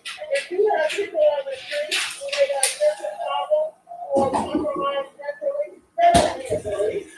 What they need is a psychiatrist. Okay, just to keep it absolutely real, because I gave her props for showing up, but she's doing what politicians do. She's passing the buck. She's pretending like this is all a city problem, that it's all a mayor problems, when there is so much federal aid that comes into allowing these police departments to be militarized. So I wanted to call BS on that part, but I still give her props for being there, because when somebody stands up and has a voice, maybe it's only one, maybe it's only two, but others see that and it gives them power to stand up and have a voice. And if that happens in Congress, then that could possibly lead to change. It's a I'm not gonna hold my breath. I'll just put it that way. Okay, but it's a possibility and it's hope, and that's what I look for.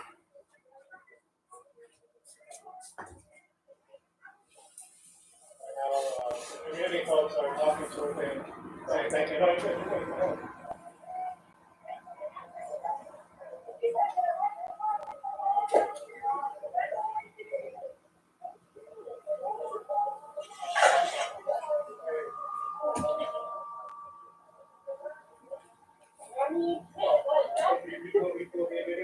Are you sure? Yeah. So what does that mean? You just talked about vaccine. It feels great. I'm aspiring to be a political scientist. I'm going to school to be in her shoes. So seeing her here right now just makes me ready to be in her position even more as told than I was before. Like, this is fucking amazing. And she just told me to go run for fucking office. I'm running for president next year, whole fucking time. So I'm like, shit. Thank you. Did you hear what she said? Basically, continue. She said that she urged the protesters to be more confrontational. Yeah. And continue to be out here and define the curfew. Yeah. What is your thoughts on all that? I'm here. I'm sick. What time is it right now? All the time. 20 minutes still. I'm still staying out here until they start tear gassing me. Because I'm here. I'm here to send a fucking message. Because this shit is not a fucking head. Okay. Oh my god. Oh my god. Sorry. There you go. That's exactly what I was talking about. Sometimes when somebody stands up, it inspires others to stand up and get a voice. And this young woman now is going to be running for Congress one day.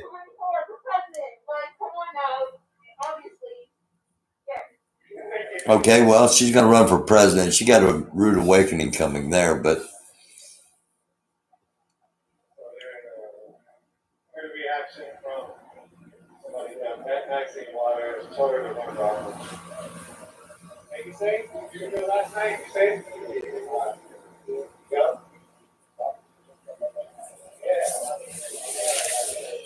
well,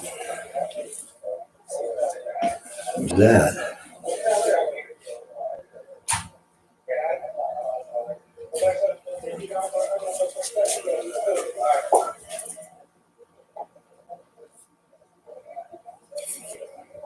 So you see the gaggle of press. Okay, we got about 15 minutes before the curfew comes. This is Cortez Rice, who was, we had his feed last night when he got arrested. He was shot in the foot, or in the ankle, or shin, I guess it was, like 2 days ago. He was out there on crutches last night, and the police arrested him. And we stayed with him during the arrest, so to speak. So he's back out here tonight. And they let him off because he was press.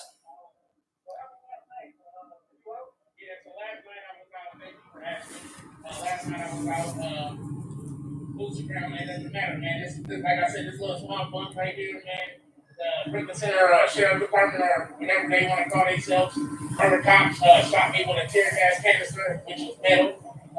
It sprayed my ankle, and I was out here last night, man, and they kept us in. Something real crucial, like SWAT came running up out of here, out of the Brooklyn Center police station, and had 3 SWAT cars right in front of me as I'm filming the SWAT running up out of here. I turn around, like direct face to me, and 3 SWAT cars is in front of me, and a whole force with the ARs and the lights telling me to get out the car.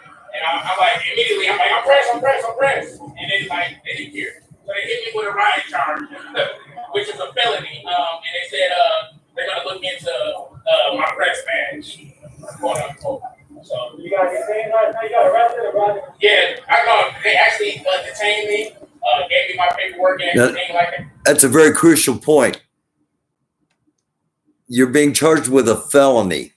Now, a felony impacts a lot of ways. One of the ways is in many states you cannot vote if you have a felony. In many places you cannot own a firearm if you have a felony. So that's, I hope people,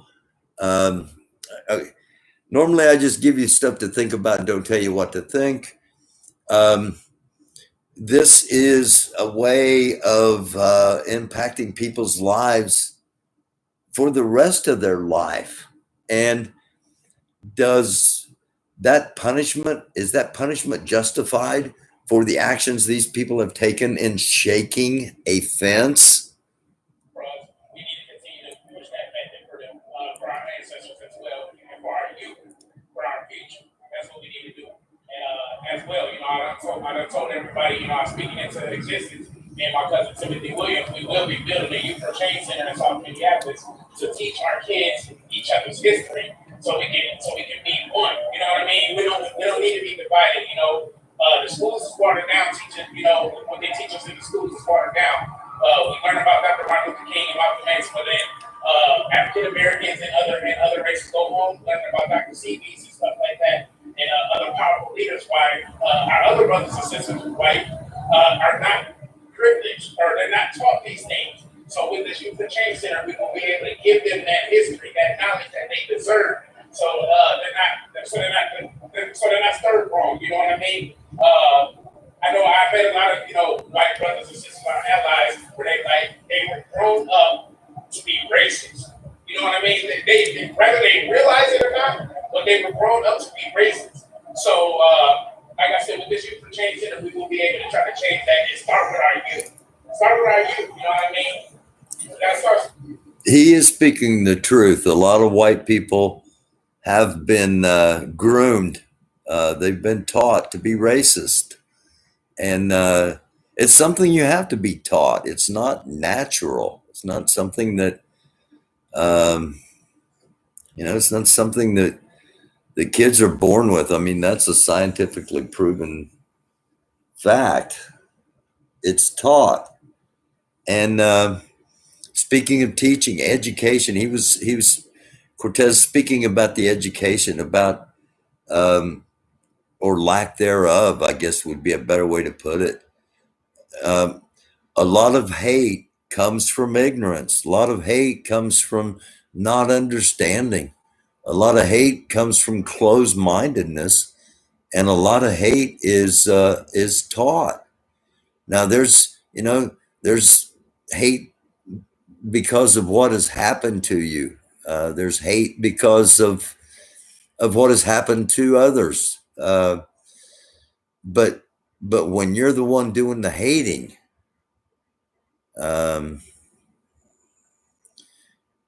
it destroys you a lot more than it hurts other people. And the trial, we're going to continue to hope and pray that they give us what we deserve, what George Floyd deserved. That murder cop needs to be sent to prison for life. He needs to be sent to prison for life. We probably ain't going to get that life, but he didn't get that time for sure. You do the crime, you do the time. And as well as the murder cop that killed Dante. They all need to be prosecuted, convicted, locked away.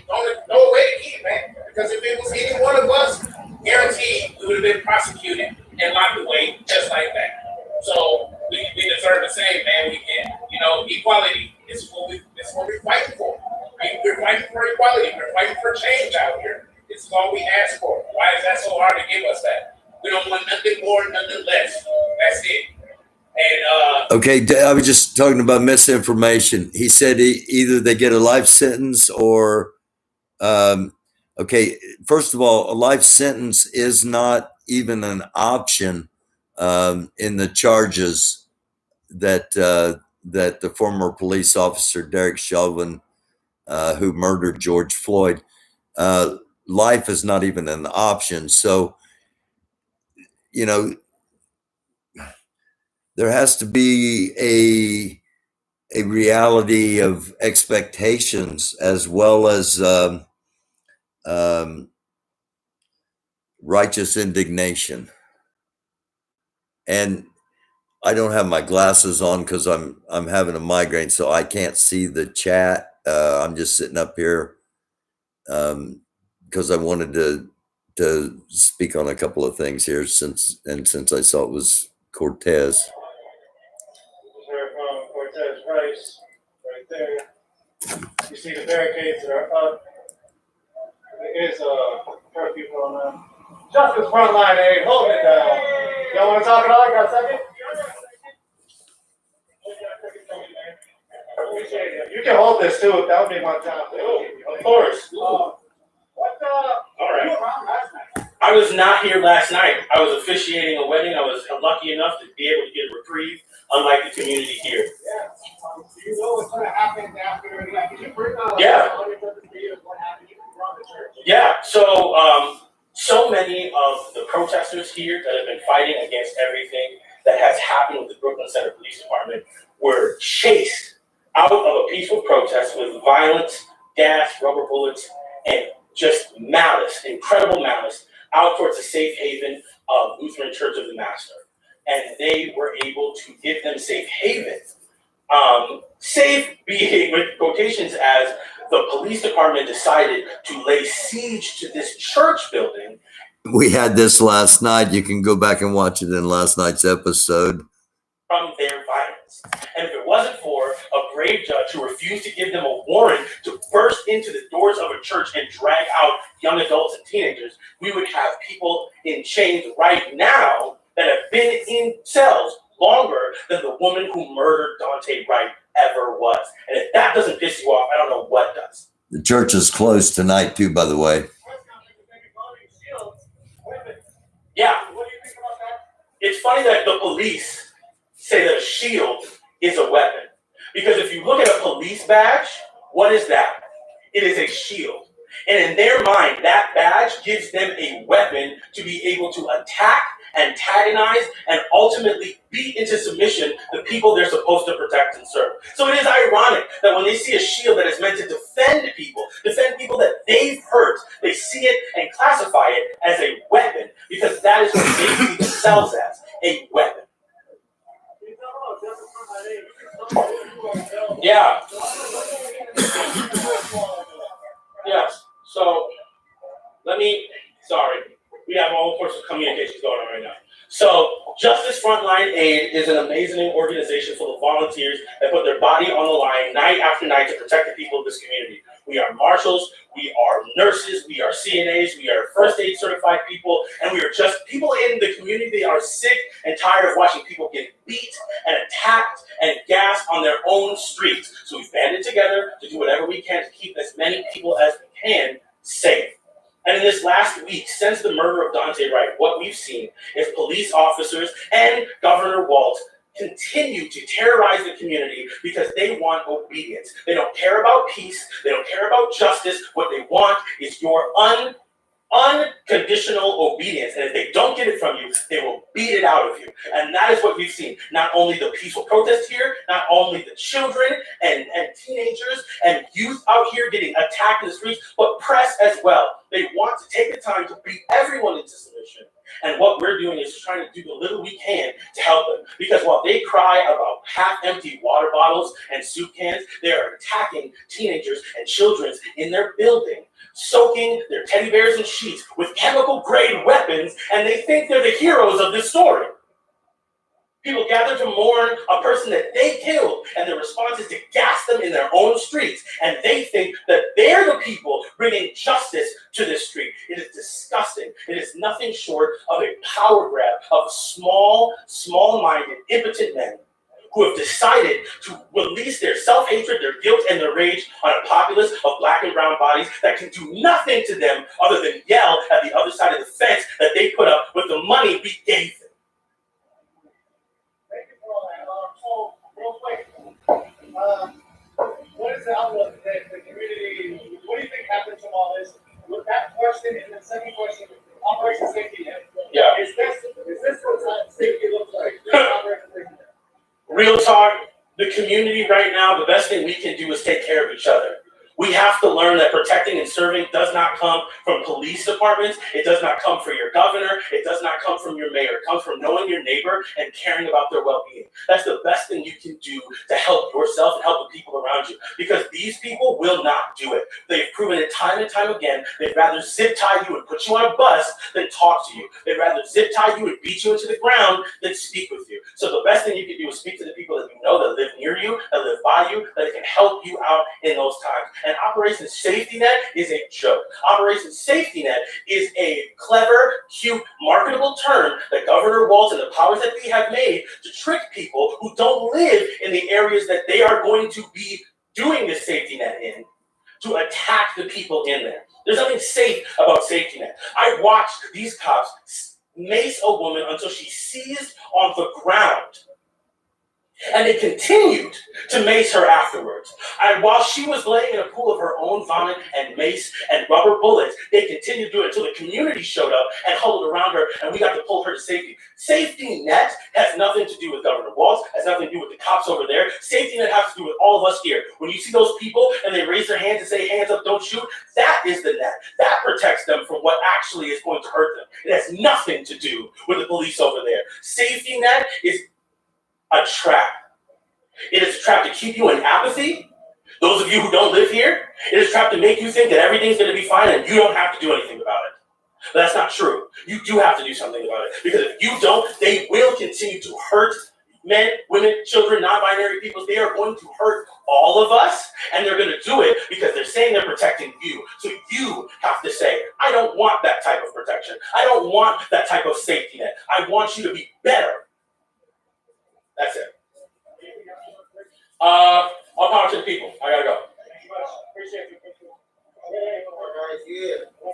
All right, so look, I'm the one that just went viral on our page last time. But yeah, I mean, look more and shit, and the shit that they doing, bogus as hell. It's bad enough that the police is just killing us, and we can't get no justice.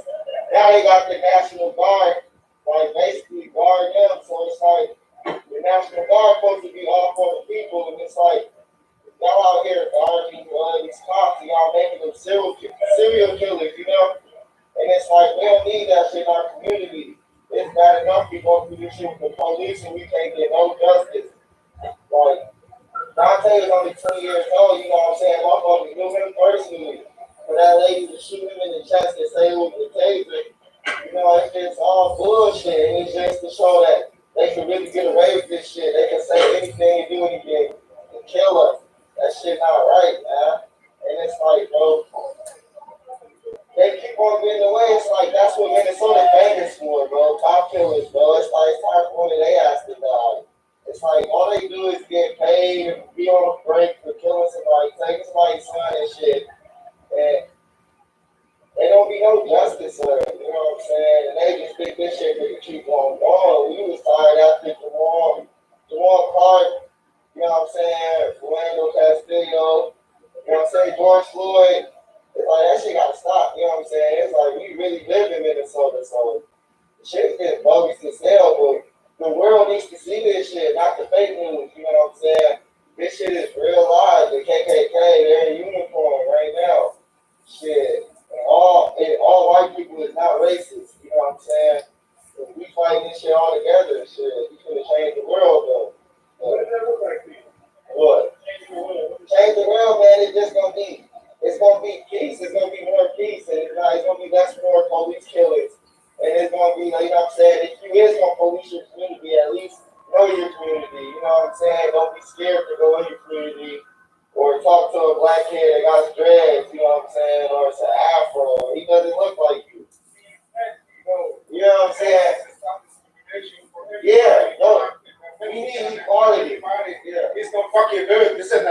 Chicago, you know, see Chicago. These one people 13 years, boy.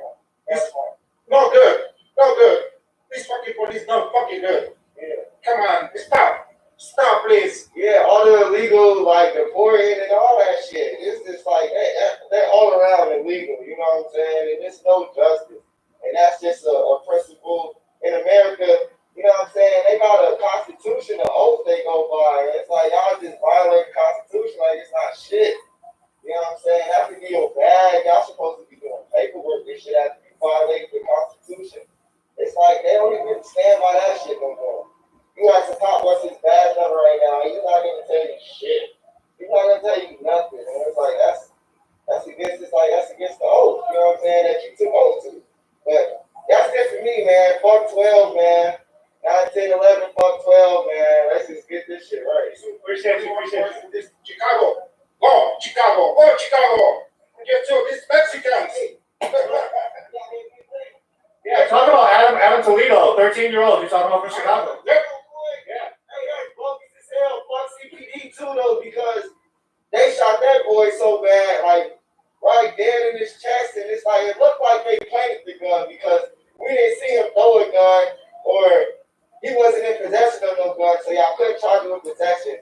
You know what I'm saying? Even if he just dropped it, you ain't have no right to shoot the boy. Then you try to act like you trying to save his life. You know you just killed him. You just watched him die in your hands. You should feel bad. You know? Stop discrimination. Think about it, bro. Stop. If we do this type of crime, just us being a black in America, we're getting first-degree murder charges. We're getting put under jail, bro. And there ain't nothing different between the European doing it and the African. You know what I'm saying? What's wrong is wrong, bro. It's senseless murders every day, but when the police do it, they're professionals. They're supposed to know how to do shit right. They're supposed to know how to conduct a thorough traffic stop without hurting you or the person. You know what I'm saying? Y'all could have been detained Dante. He's only 90 pounds. But for them to kill that 13-year-old little boy, man, that's devastating, man. It's like, that's really scary, bro. You know, it's really scary, bro, because I got nieces and nephews, man. And it's like they gotta go up in this bullshit. I'm gonna do whatever I can to try to change this shit. Yep. And whatever I can to impact the people around me, because this shit's bullshit, man. We don't deserve it. Stop it. The people don't deserve it. It's okay, man. He's going to Chicago. Oh, Chicago. Let's go, man. Hey, shout out to 63rd, man. Shout out to the guys. Fuck 12. Thanks, y'all. Appreciate it.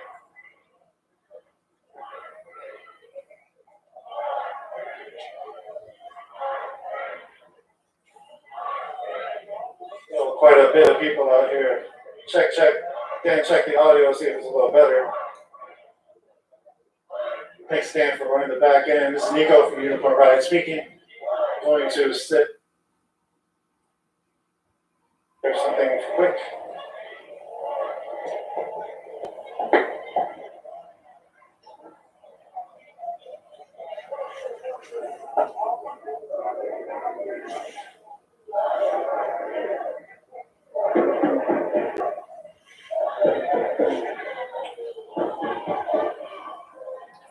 One second, you all.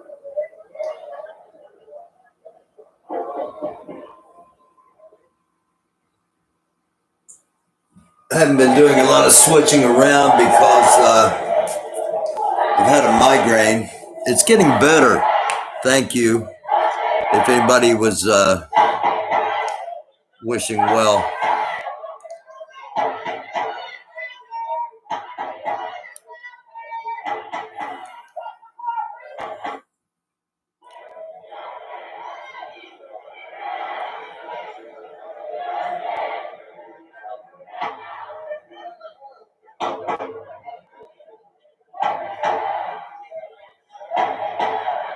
I did want to say something about the 13-year-old. There's been some that said he had a gun and he threw the gun away. The video I saw, he had his hands in the air and he didn't have a gun in his hands, and they shot him. And if you know, that just goes against the whole hands up, don't shoot thing.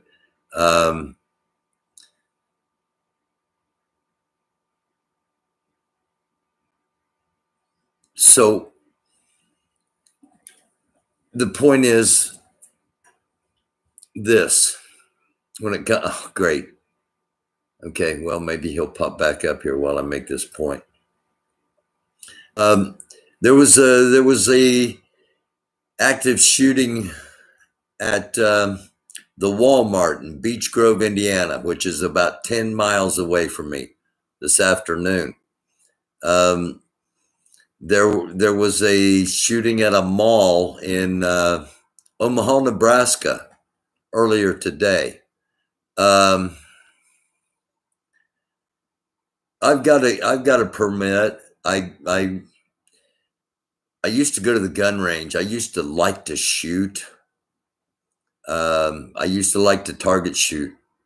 And I used to like to go to the gun range and see how good I could get. And I haven't gone to the gun range for a couple of months because when I go to the gun range now, I go knowing that I'm not doing this for fun. I'm doing this because I may have to shoot somebody at some point.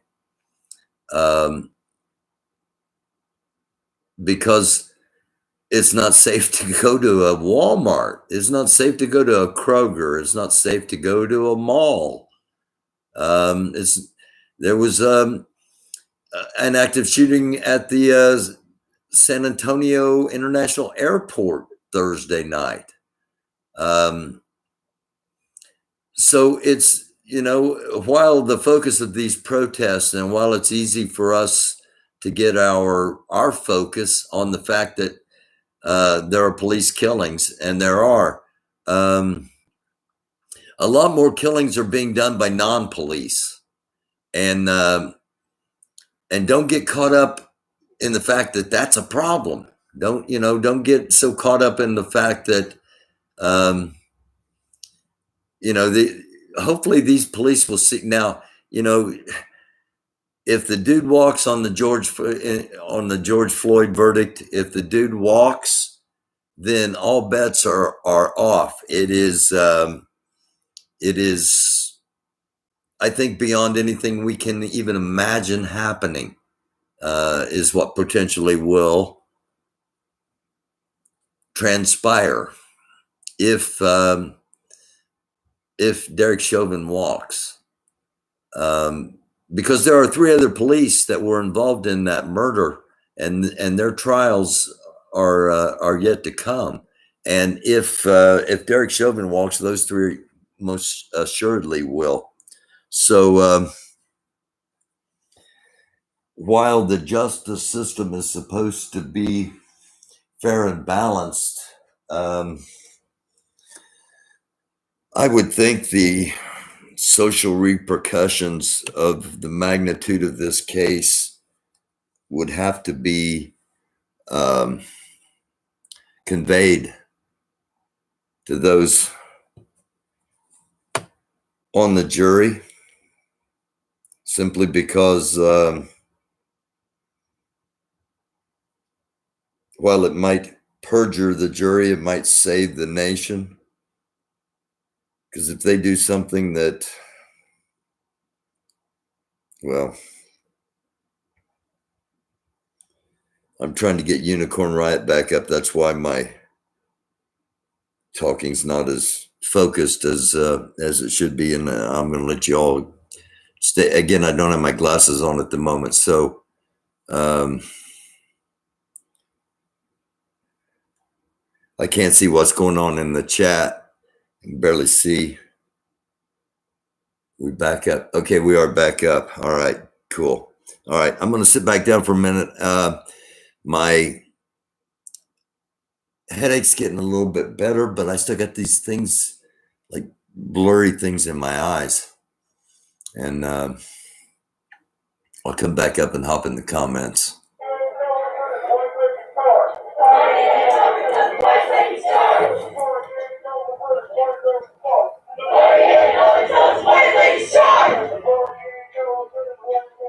Again, she's already been charged, but they're wanting her charged with murder and not second-degree manslaughter. That's what the chant's about.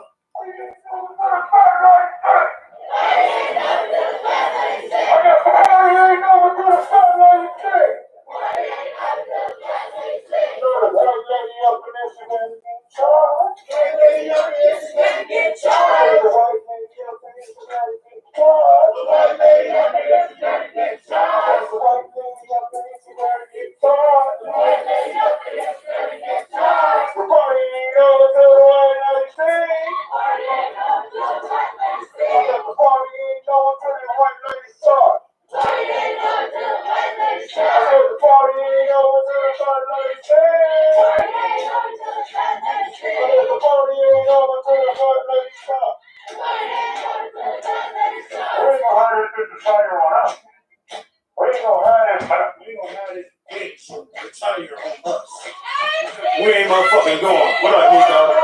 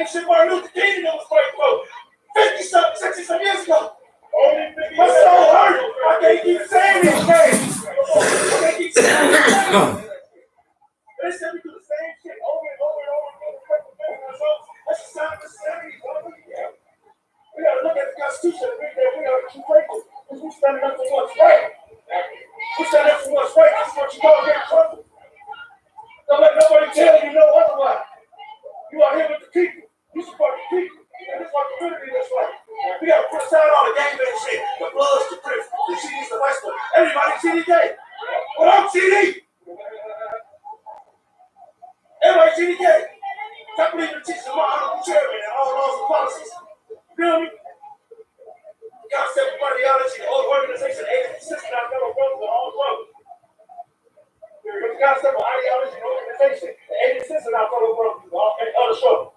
That's what we doing. I ain't gonna tell you everything, but that's what we doing. I'm trying to 80 cents. I'm trying to let y'all know that this government ain't what's going on at. This government ain't where it's at. They trying to balance everything. This is the fastest person that's government. See how fast they put that bitch up? Or they what? Nobody around. Show you every six. What we out there? Show you every six. That's what the fuck they was doing. I'm gonna keep saying the same thing. Until I stick that shit in y'all head. I'm the motherfucking teacher. Nobody. Well, I'm teaching information. Where I get my information from? Goddamn it, wait till I write the book. Goddamn it, read my book. That's why I got the information from. I'm tired of those asking me, I get my time to do my shit. I say, I'm practicing my grind by myself. To do my shit. Got me fucked up. I'm gonna say the same thing. I'm not gonna change that shit. I ain't one of these dudes out here. I ain't no casket chasers. I ain't no casket chasers. None of that. We are here with big. The Constitution. In it. State Constitution. The Constitution says yes, of course. We are people.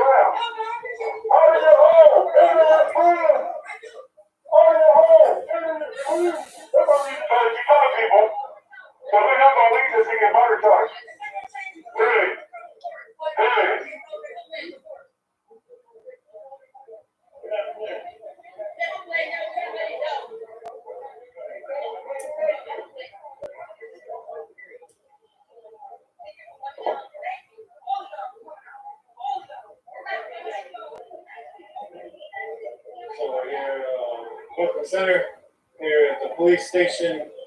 There's 100 or so people here left. Some people are leaving right now.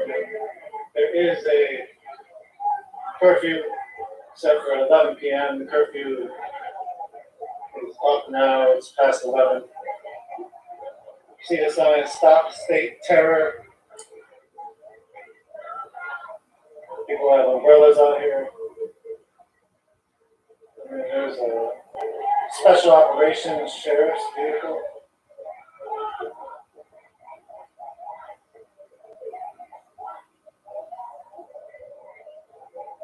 That's the police precinct right there at the center.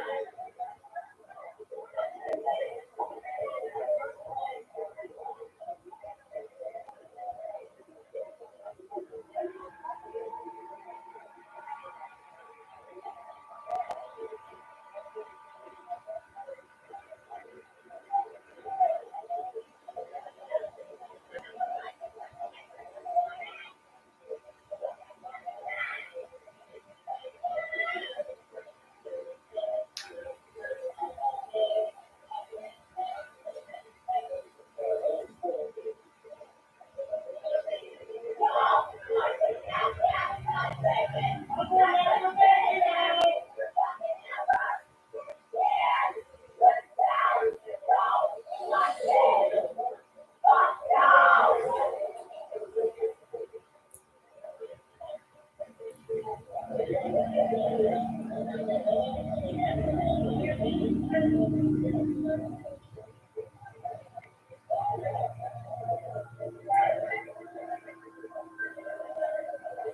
if I get live. Brooklyn Center, 67th and Humboldt. There's been no police interaction. They've taken their horses off of the front, off of Guardian, the front of this building. We'll give you a different view in a second.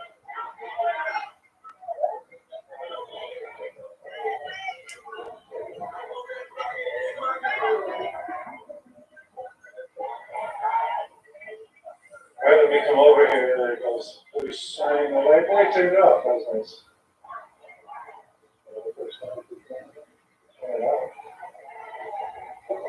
So here's some of the National Guard.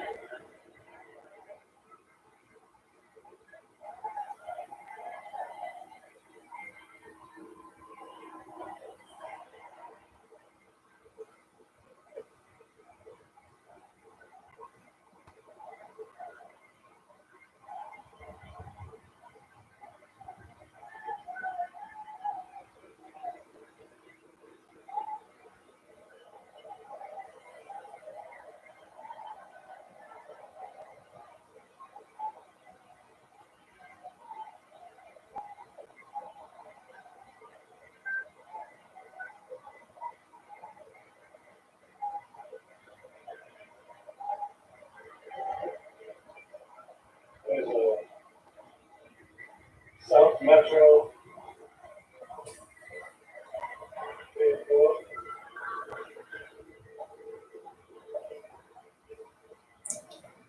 South Metro SWAT.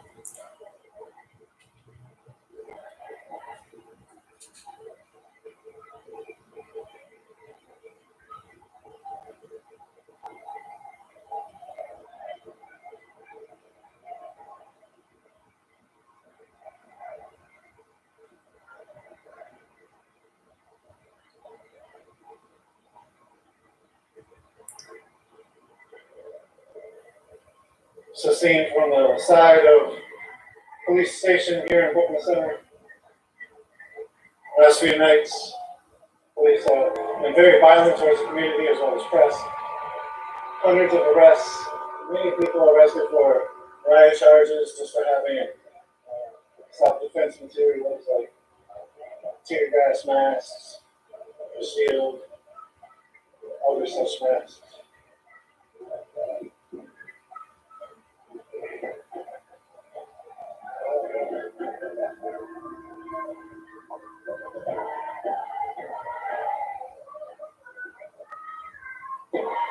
Okay, we're going to do a quick flip.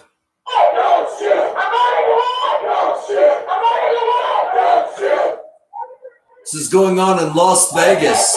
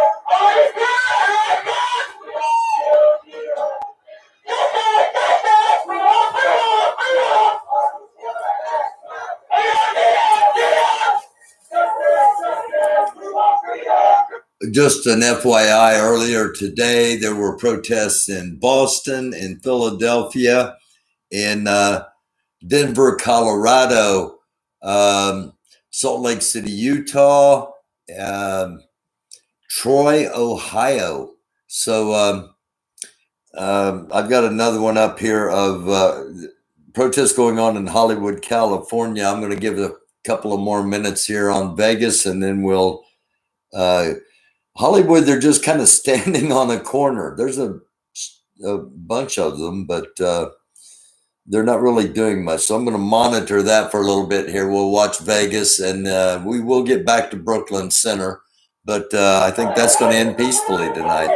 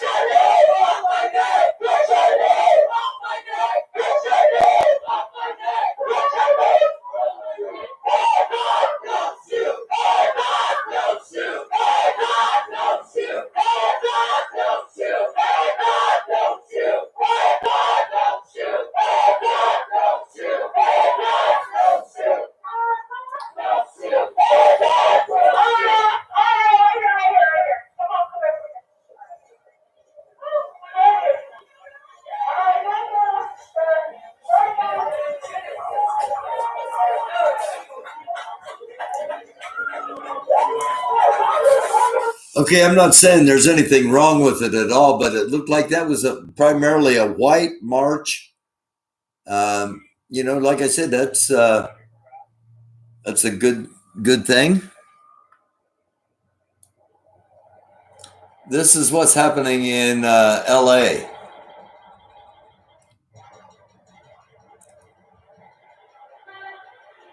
Yeah, for those of you who don't know, I'm talking my ear to Angie in the studio.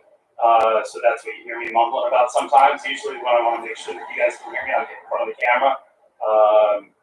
But yeah, mostly it's just about, giving you an image to see what's going on. All righty then.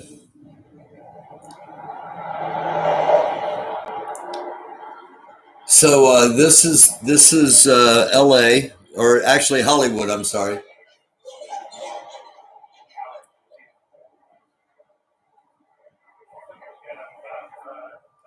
Sunset Boulevard.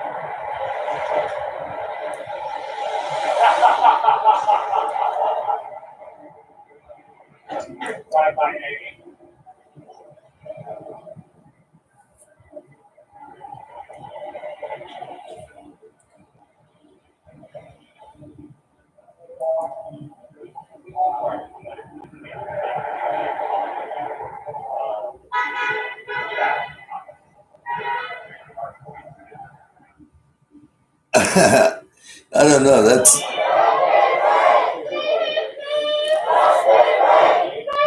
Does anybody else find that? I don't have my glasses on, so I can't see the chat at the moment. But I'm getting to feel. I'm feeling a little bit better, and I'll come up here and hop in. But did anybody else find that odd that the way they're protesting in Hollywood, they're standing on a corner and they did like 2 chants, and then everybody just stands there.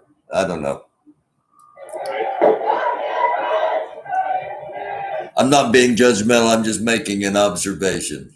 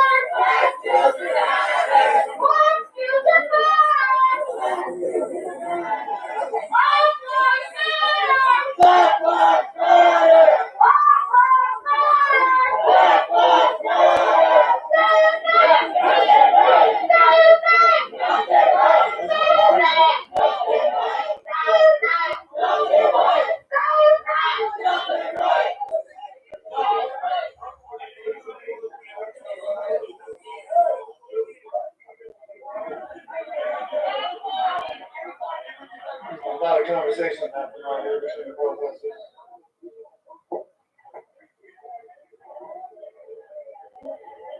that happens, some of the crowd filters out.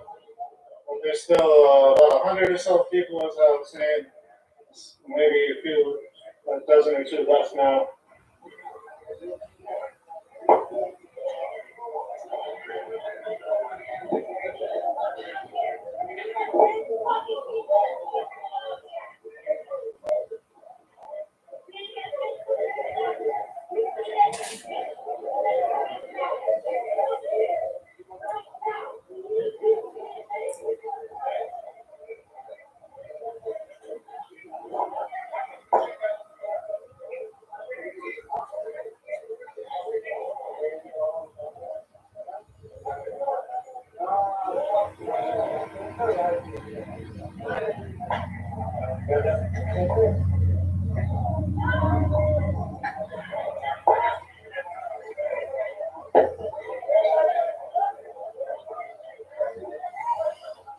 Okay, we're going to pop out to Sacramento, California.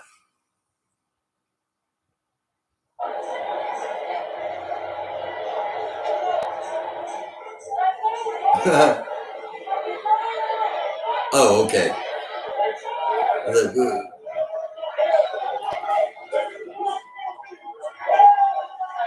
Okay, those are police.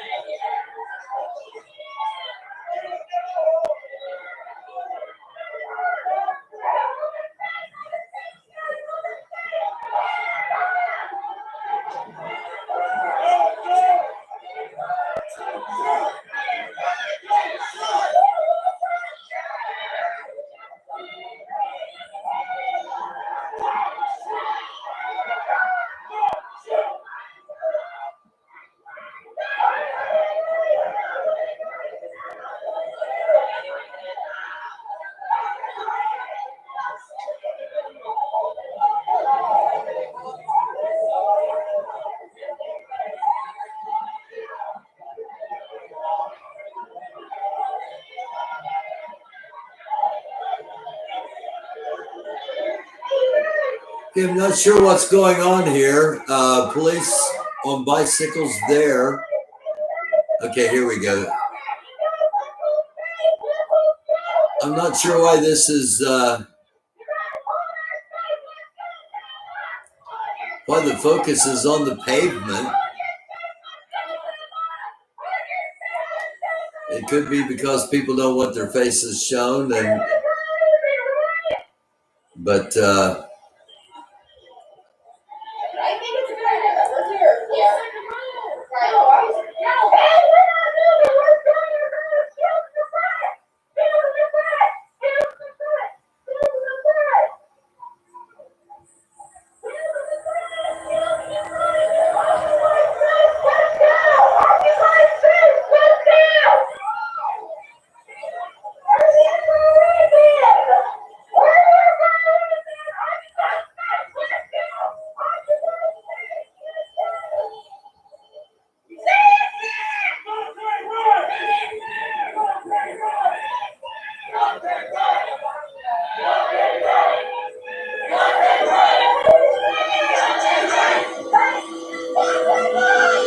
again, we're in Sacramento, California.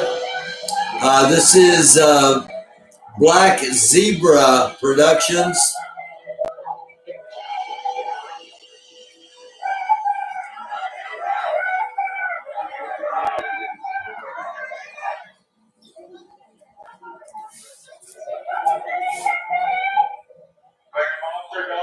Police officer with the Sacramento Police Department.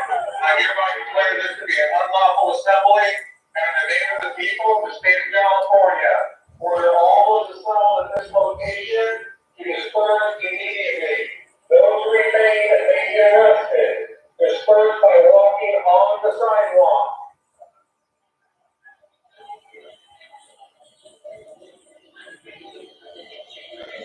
Okay, I think we're going to stay here for just a little bit. Officer Dole, a police officer with the Sacramento Police Department. I hereby declare this to be an unlawful assembly assembled at this location, you disperse immediately. Those who remain may be arrested. Disperse by walking on the sidewalk.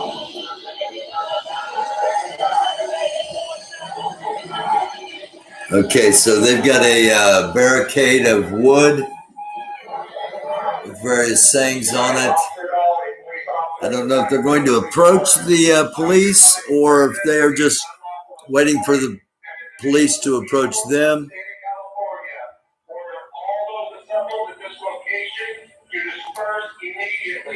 Those who remain may be arrested. Disperse by walking on the sidewalk.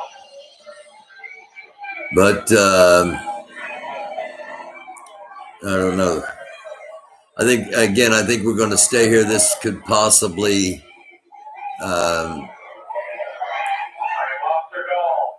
have some ramifications here with the posture the police are taking.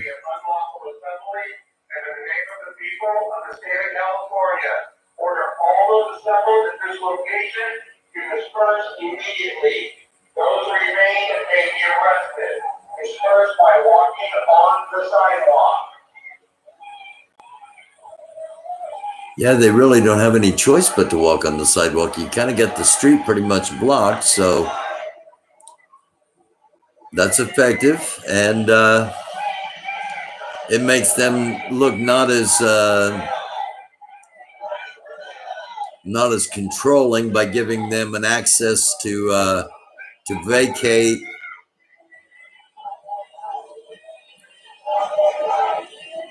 Now, what they do in Louisville in situations like this, they just walk on. They just walk up. They say, "Get on the sidewalk." They get on the sidewalk. They walk until there aren't any more cops, and then they get back in the street. So, all right, I'm feeling a little better. I got my glasses back on. I'm going to hop into the comments for a minute. Don't give me a headache again, okay? Not that you all gave me a headache, but just.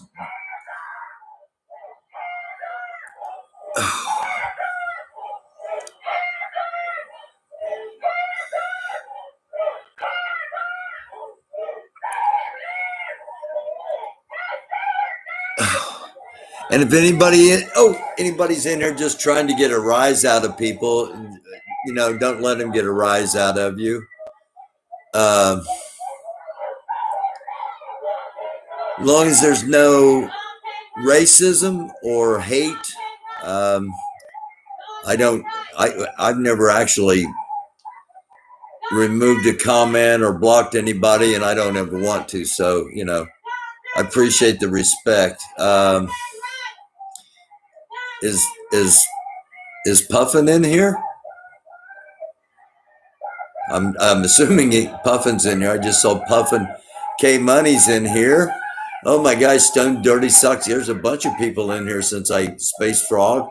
Bunch of people in here since I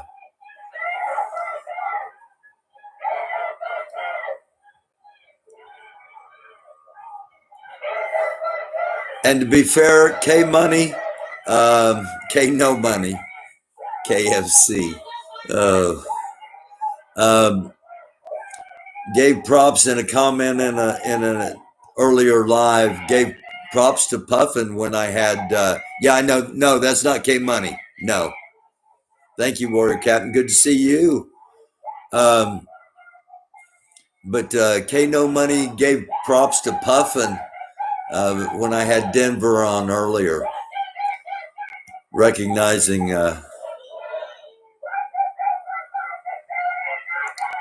Raphael the Archangel. Choking your unicorn? No, if I had a unicorn, I wouldn't choke it. I'd feed it and ask what the hell am I doing with a unicorn in this tiny apartment? Tracy Morgan. Tracy Morgan?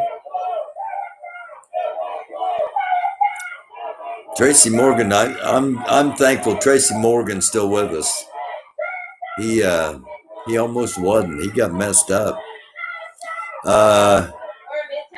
Carpe Diem. Yeah. Yeah, that happens. And as long as there's no hate, as long as, and by the way, please do not disrespect anybody in here, but especially Carpe Diem. I mean, come on now, she you know, she's special. So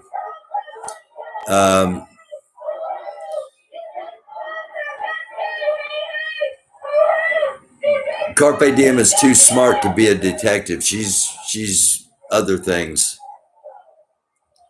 Sissy McLeod, yeah, some comments are crazy, and you know that's either to get a rise out of somebody or to, you know, it's sarcasm or, you know, whatever. So take everything with a grain of salt, and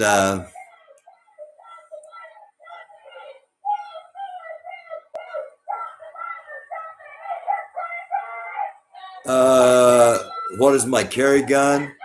9mm.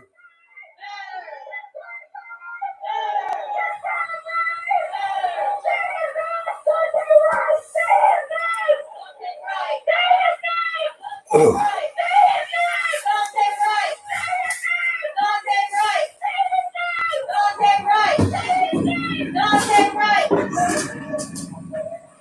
I keep it right here in a drawer beside the door.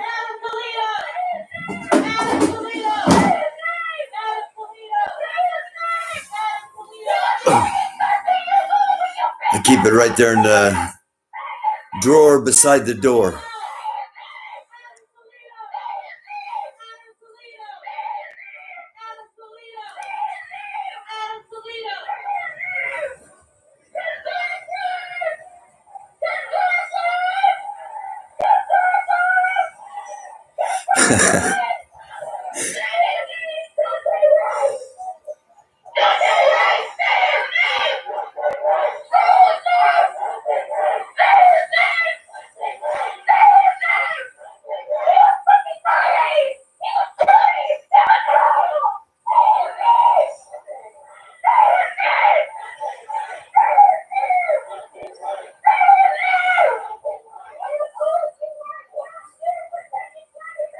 SW.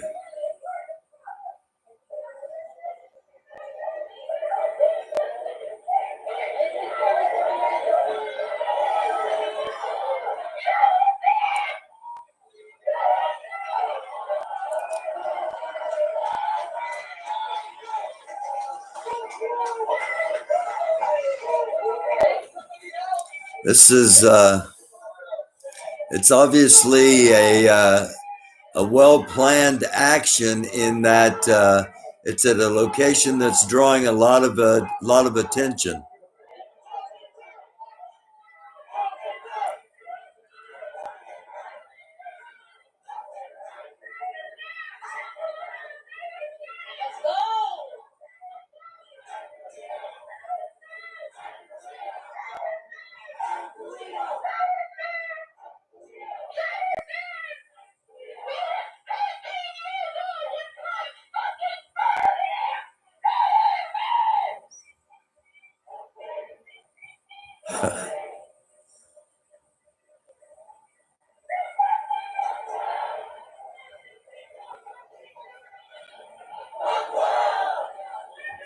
Don't mess with Carpe Diem.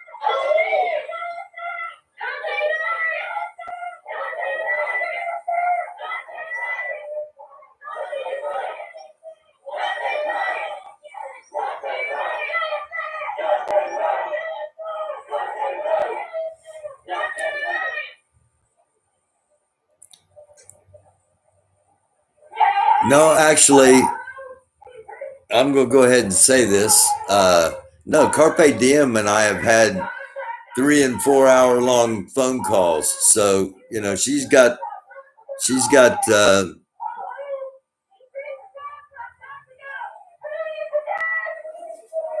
a little more than just YouTube experience. She is a incredibly strong, intelligent.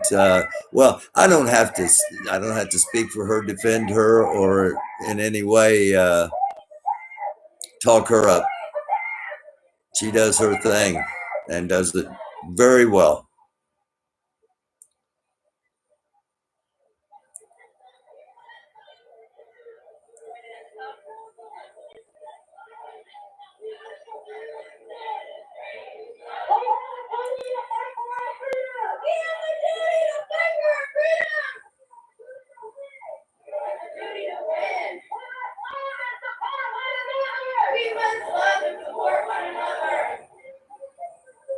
No, this is Senior Paul. This is actually Sacramento, California. I,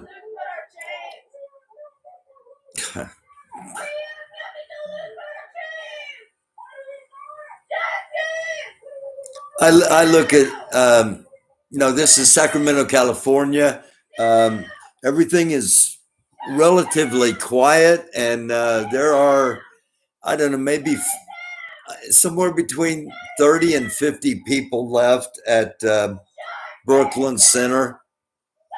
I am monitoring that, so if anything does happen, we will hop back on there. But I'm here because there's a bit of a standoff going on in Sacramento, California.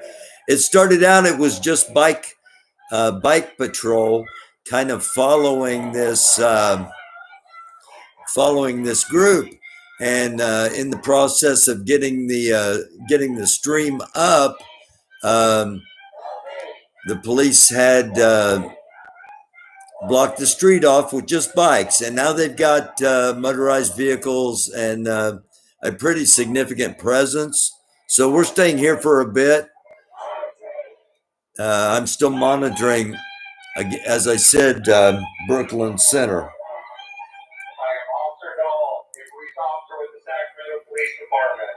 I hereby declare this to be an unlawful assembly, and in the name of the people of the state of California, where all those assembled at this location, you disperse immediately.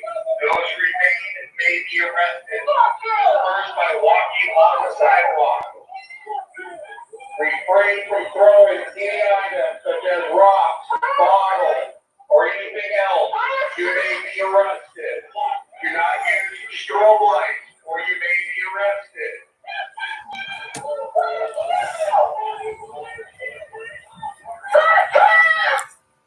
Thank you, Senior Paul. I appreciate that.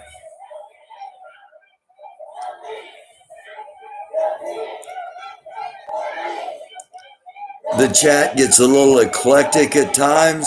I look at some of the stuff like I did Rush Limbaugh. It made me laugh. And just no racism,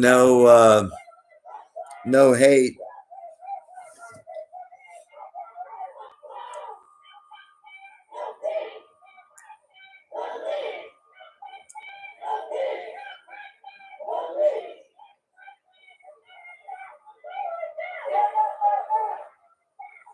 I have no idea how many protesters are left here in Sacramento, California. I'm guessing there were 75 to 100 when I first started. When I first got onto the monitoring this feed, and again, as I jumped over to get it in queue and up, the police had come up the opposite block and had blocked off the street.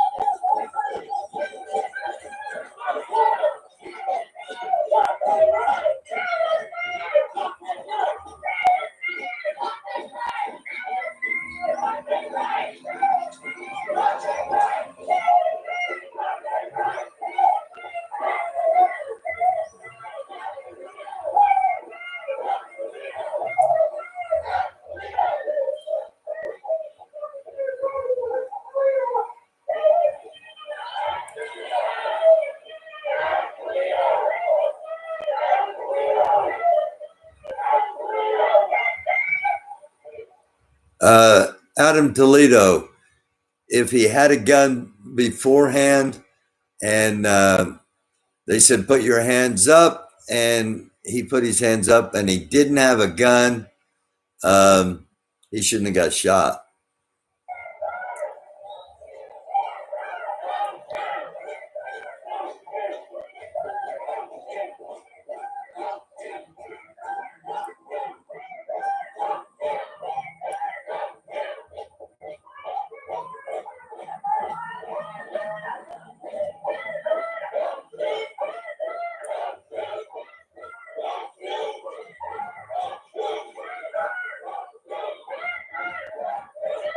Hey, Talk Black to Me podcast.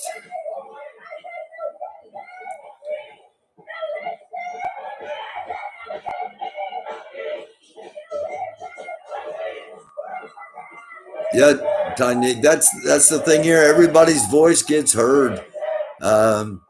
Even the ones that are even antagonizing or just having fun or have a really difference of opinion. Yeah, his hands were empty when he got shot, is what I saw.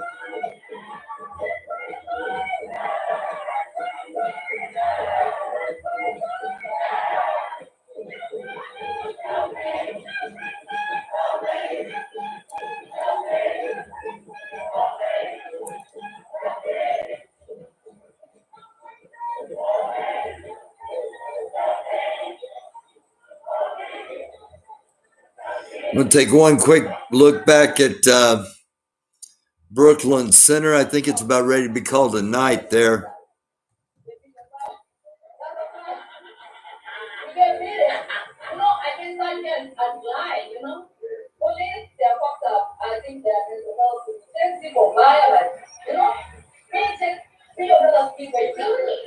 Like, I think let's stop acting like somebody's better than the other, police are better than nonsense, because motherfucker, even they say that's a career, you feel me?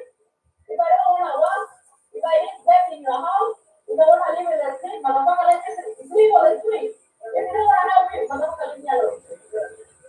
So stop pretending like black people are the blackest thing you've never seen. You know, I'm sick and tired of the media not covering information right. I'm sick and tired of the old was a mistake after killing someone's child. So white people, the reason me I'm talking about white people is like in Kenya, everybody's black. Until this motherfucker come visiting into our country, I mean we treat them right. I'm not defending my country, but we treat this motherfucking right.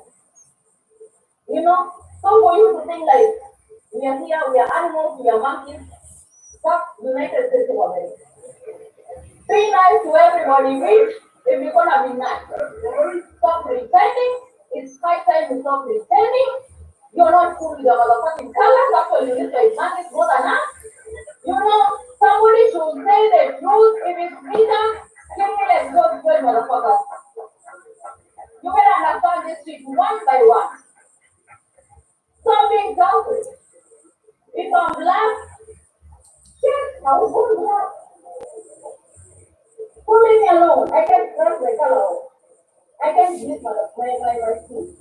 As a black woman, I don't want to look like the motherfucking black, brown, whatever. What do you call this motherfucker? Brown, yellow, whatever motherfucker is going to Kenya. It's black and it's video. So stop acting like, oh, this one is too dark. Oh, this one is too dark, huh? Oh, I have a little friend. So what, motherfucker? So what? It's not a laughing matter, so what? I don't hate white, but if you replace my black skin, it can only be my life. It was also even you, brother. Black skin, you think. You're not dead. You're not strong. You feel me? The way they reduce you like shit. My brother, big 1, 2, 3 years old, like brothers were feeling like they make you feel like shit. You're not dead. You're king. Tell them you're king, motherfuckers. Yeah, on the title king. And they should put some respect on our color. I was talking until the morning, you know? Yeah, man. Oh, I thought I was talking about. You know? No, see, we are all one, brother. These motherfuckers have told you like you're different. You're not different. Same land. They put the same way to food. They feed the same way to feed. You see the crowd, filtered out, in the hallways. Some folks are gathered still, listening back to the speakers. Okay. We're going to call it a night as far as Brooklyn Center goes, and stay focused on the West Coast here. Cop gangs. Yeah, I hear a lot about that. She was talking about being from Kenya and how different it was in Kenya, and how nice people from Kenya treat visitors to their country compared to how she was treated when she came over here from Kenya as a visitor, warrior captain.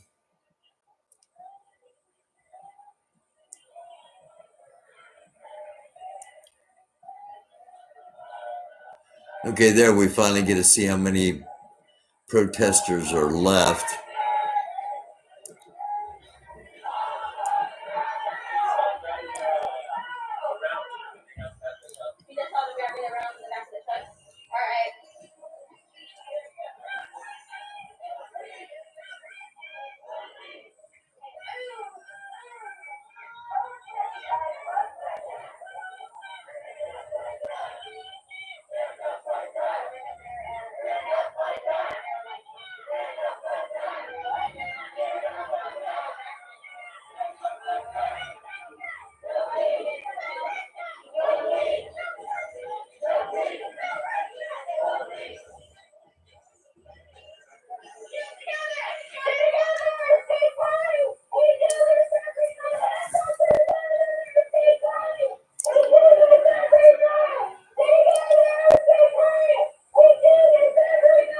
I don't know, this is the first time.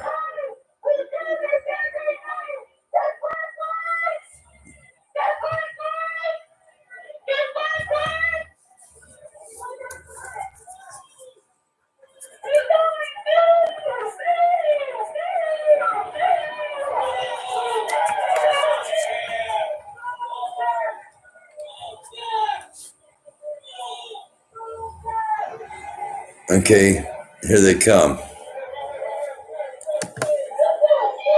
Man, don't insult each other, and especially don't insult the ladies, please. Let's have respect for each other.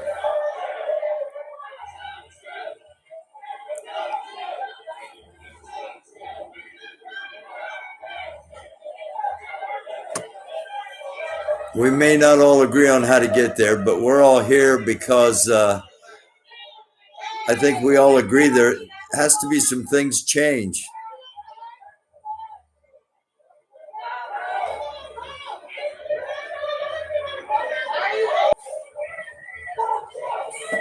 I don't know if y'all can see back there, but these officers are harassing this NLT. Yeah. Legal observer. That's why they wear the lime green, so they can be recognized. And also the reason they're sometimes taken behind the line is so they can't legally observe.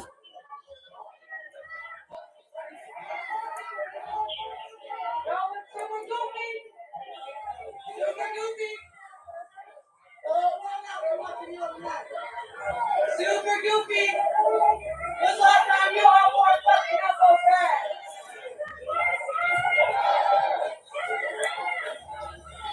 Super goofy.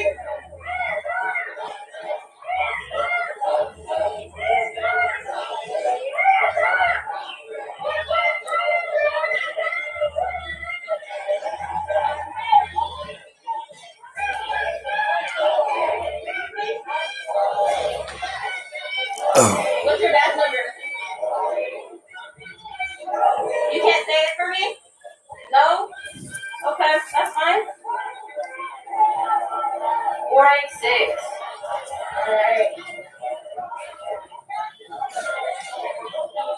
Badge number? Thank you. This is how it started out last night in Oakland, too. She went around and asked everybody for their badge numbers. You're not wrong. You're not wrong. I wish you didn't have to. Badge number? Yeah, which is a smart thing to have.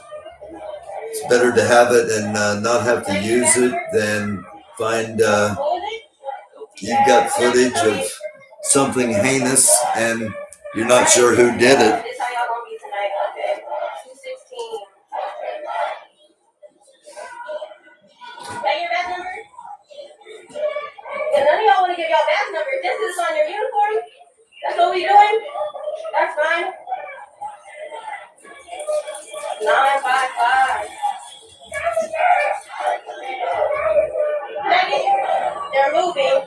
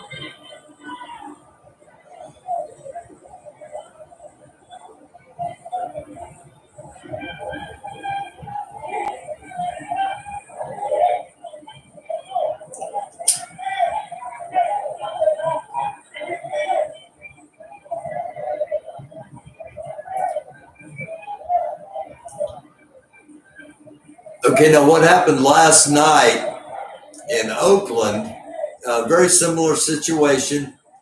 standoff, and police basically left. The protesters started moving, and police showed up in front of them, and then showed up behind them and pretty much kettled them in.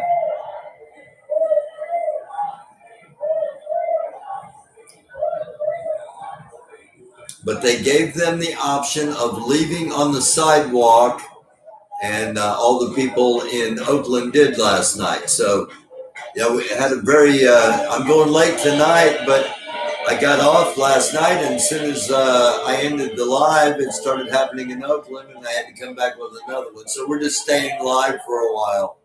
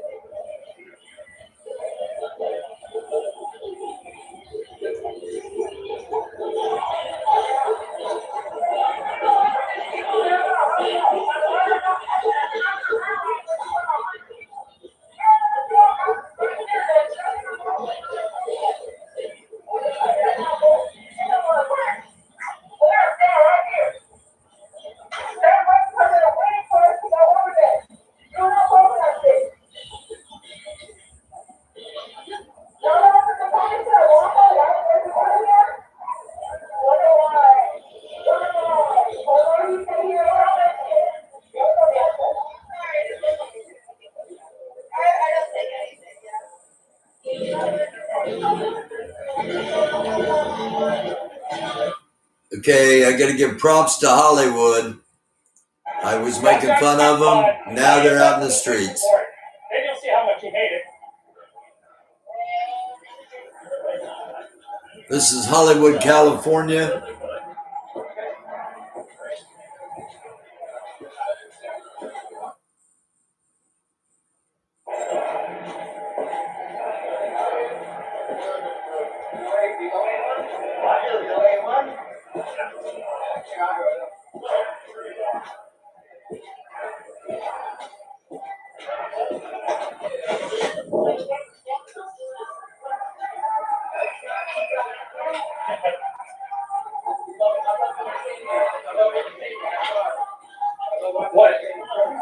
What surprises me is the will of these people to actually commit assault on camera, directly in front of a camera, and they just don't care. That's how, like,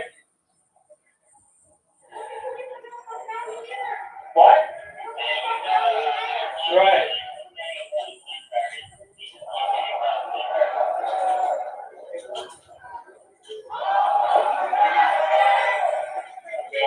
Sorry for the shit it's the Gimbel's out of commission for the second. But the good news is I got all the parts in my pocket and everything's good. Fucking getting circled by people. That's smart. We're back to Hollywood High.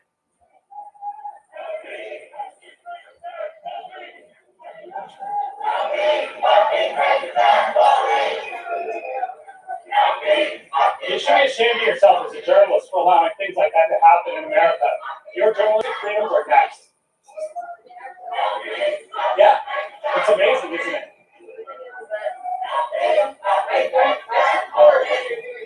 Who said I didn't support what they're doing?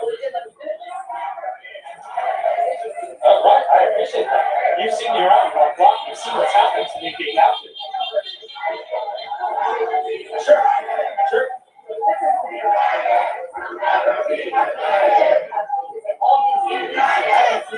Yeah. And I get it. Yeah. Yeah. Yeah. Right. Do you think it's time that we start treating people like adults and telling them the truth? Well, the thing is that we are seeing the truth. Well, I see a really false narrative that's dividing our country and creating something that's not good. The false narrative is untrue facts come out about these crimes or these shootings, and all of a sudden you have this.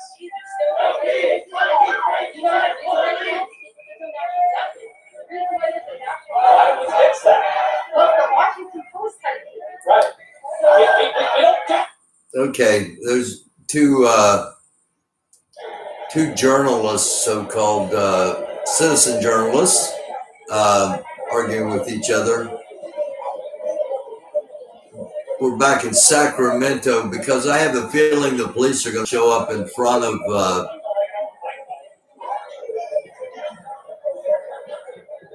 the protesters.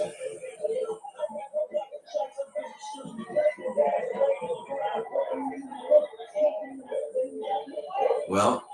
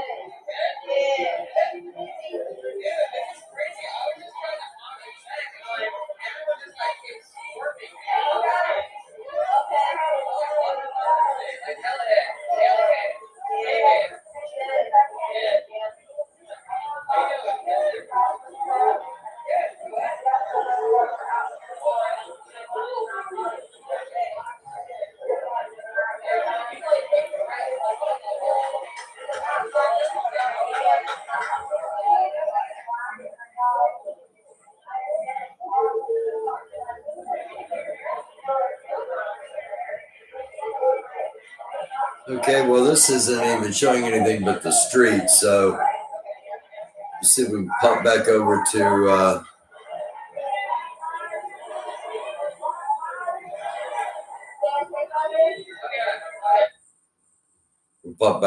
Hollywood.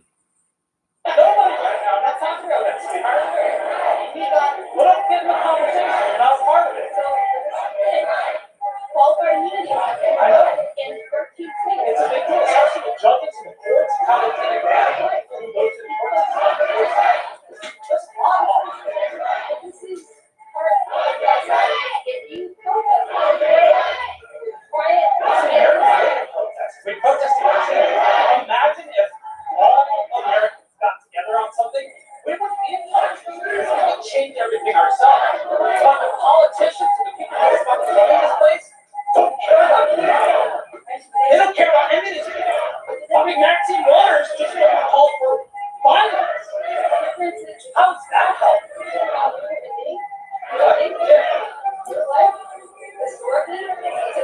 It's more valuable. That's horseshit. It's horseshit. I grew up in Detroit on Cass Border. You know what Cass Border is? I grew up in Philadelphia. You know what else? You know what Yes. That was the black reason where I grew up. Okay, great. Great.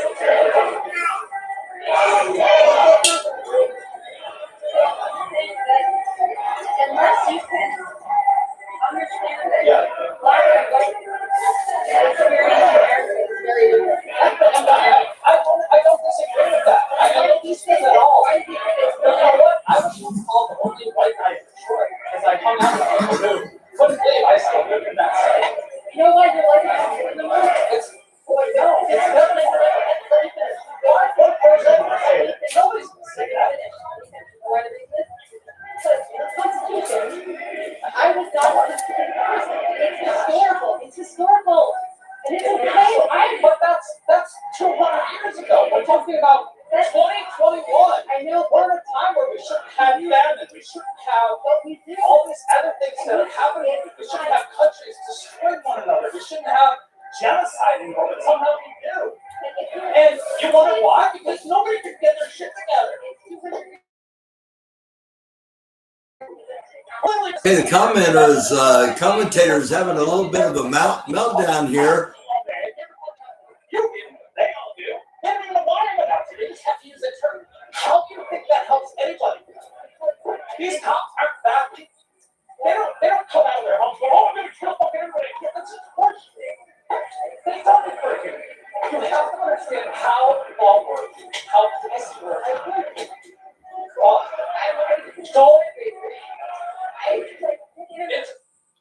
Okay, guys, getting ready to do some mansplaining, and there's no need for that. Here we go. We're in Vegas, Las Vegas again.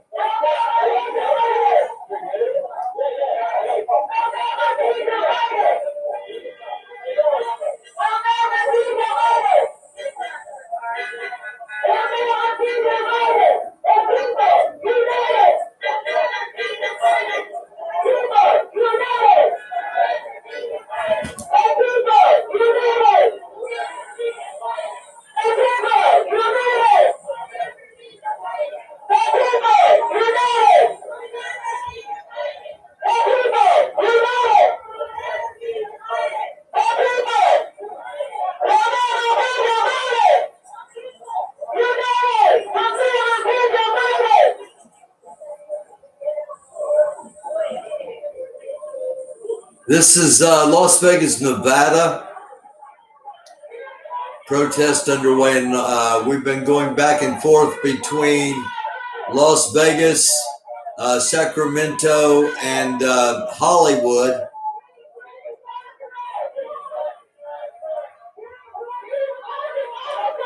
everything ended peacefully and quietly with all the protesters.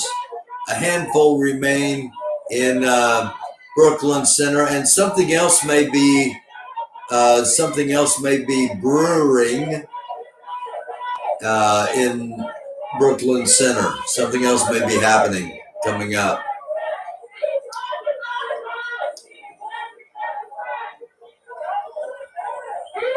So I'm guessing Vegas is open carry.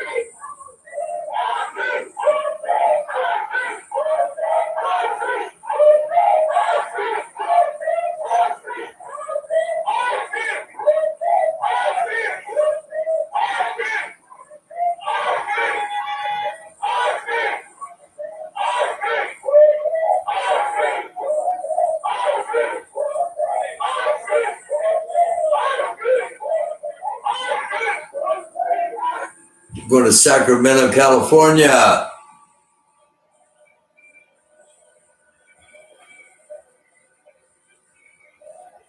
Once again, this is Black Zebra Productions.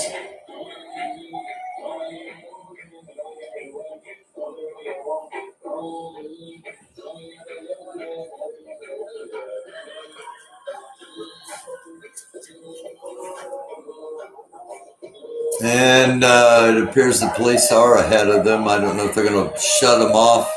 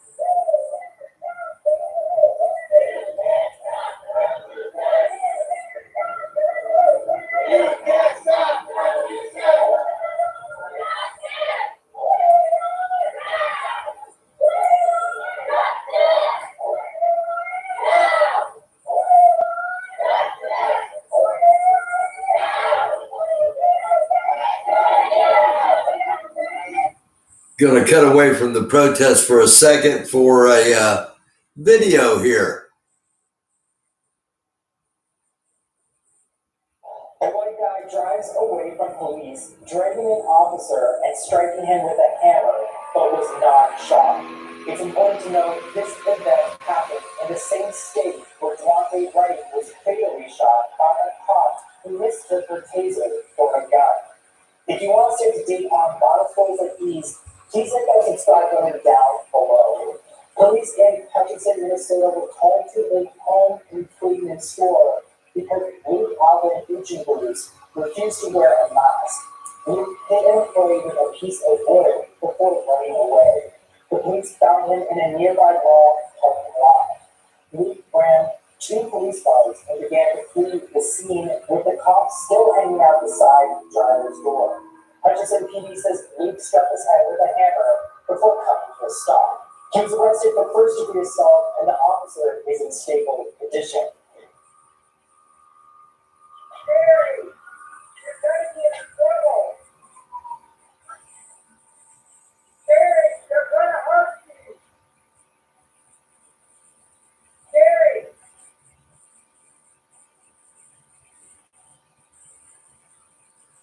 Barry, don't do it. Barry, don't do it.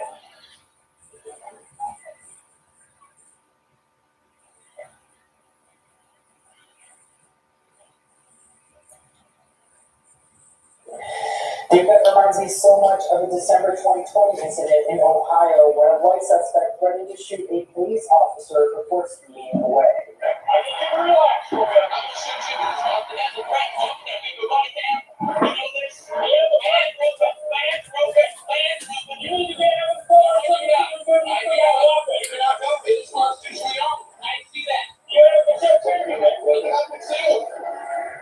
These incidents show how white suspects are treated differently than black suspects. Duante was shot by the now former cop Kim Potter during a traffic stop over expired tags. Potter claims she intended to use a taser, but accidentally fired her handgun. She since resigned and was arrested for second-degree manslaughter. The incident has sparked daily protests in Minnesota. What do you think of the white suspect striking a Minnesota cop in the head with a hammer and living your top story? Sound off in the comments below and don't forget to subscribe and leave mine.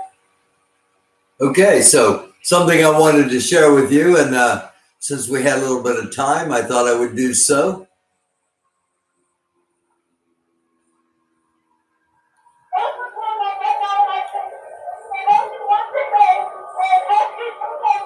We are back in Las Vegas.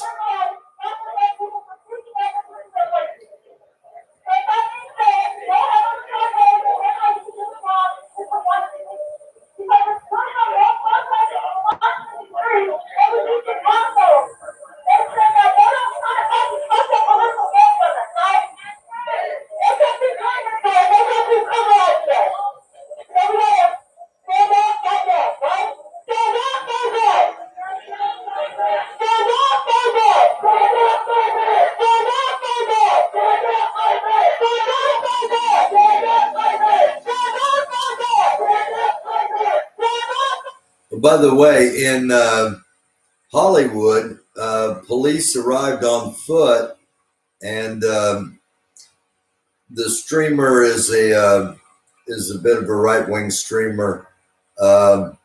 Ended the video as soon as the police got there.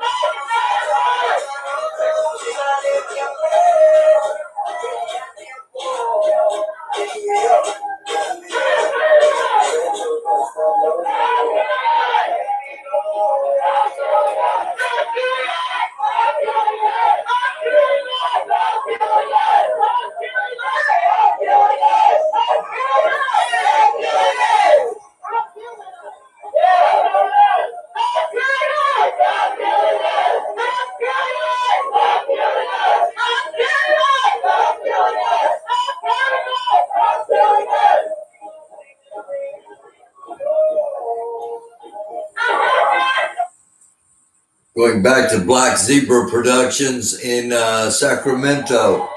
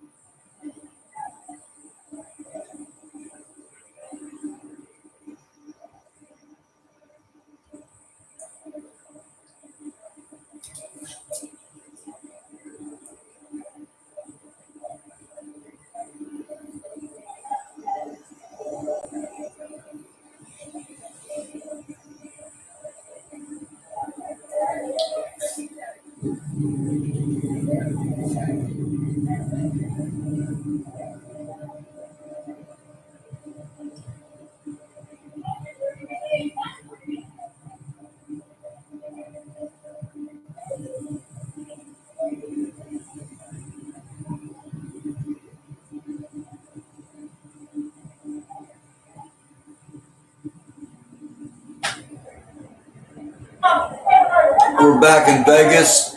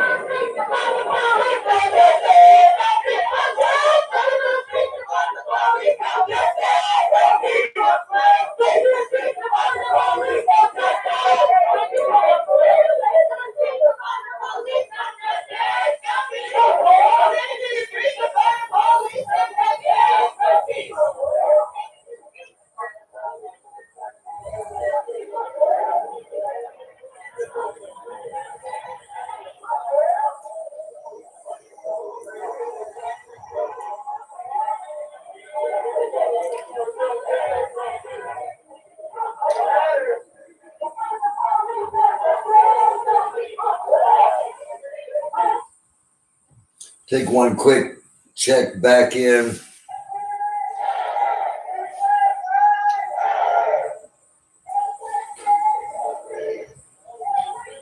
With Sacramento, California. Still showing nothing but pavement.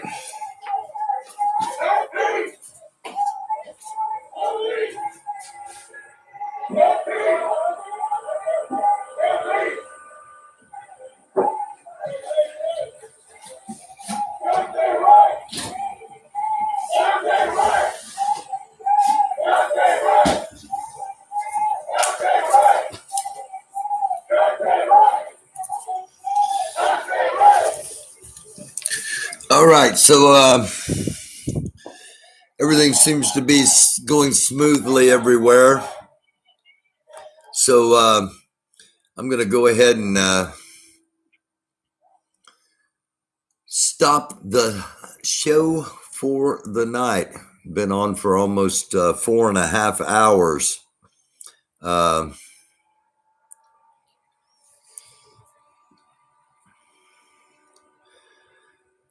I'm sorry, just running through the comments here real quick. Thank you all for watching. Thank you all for being there. Carpe diem, I love you. You know that. And I mean that purely platonically and on an intellectual level. NFAC on to me. What's that mean? Puffin. Antifa on to you. Judas on to you. Yeah. Okay. Everybody's on to me. Oh, thank you all for watching. We will be back tomorrow. I'm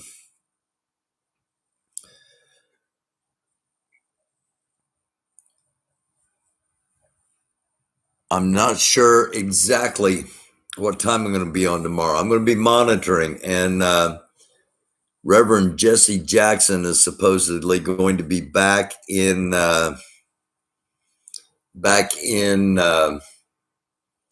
Brooklyn Center, Minnesota. So the mainstream will probably be covering that. But if they aren't, I might pop on here live. Otherwise, we'll see what's going on tomorrow evening. And I wish everyone a very sincere, blessed night. It is a dark world, as we see each and every day, and try to be a light. I love y'all. Take care of yourselves. Please stay alive. I'll see you real soon. It is the American Doofus Show. Don't be a doofus. Peace.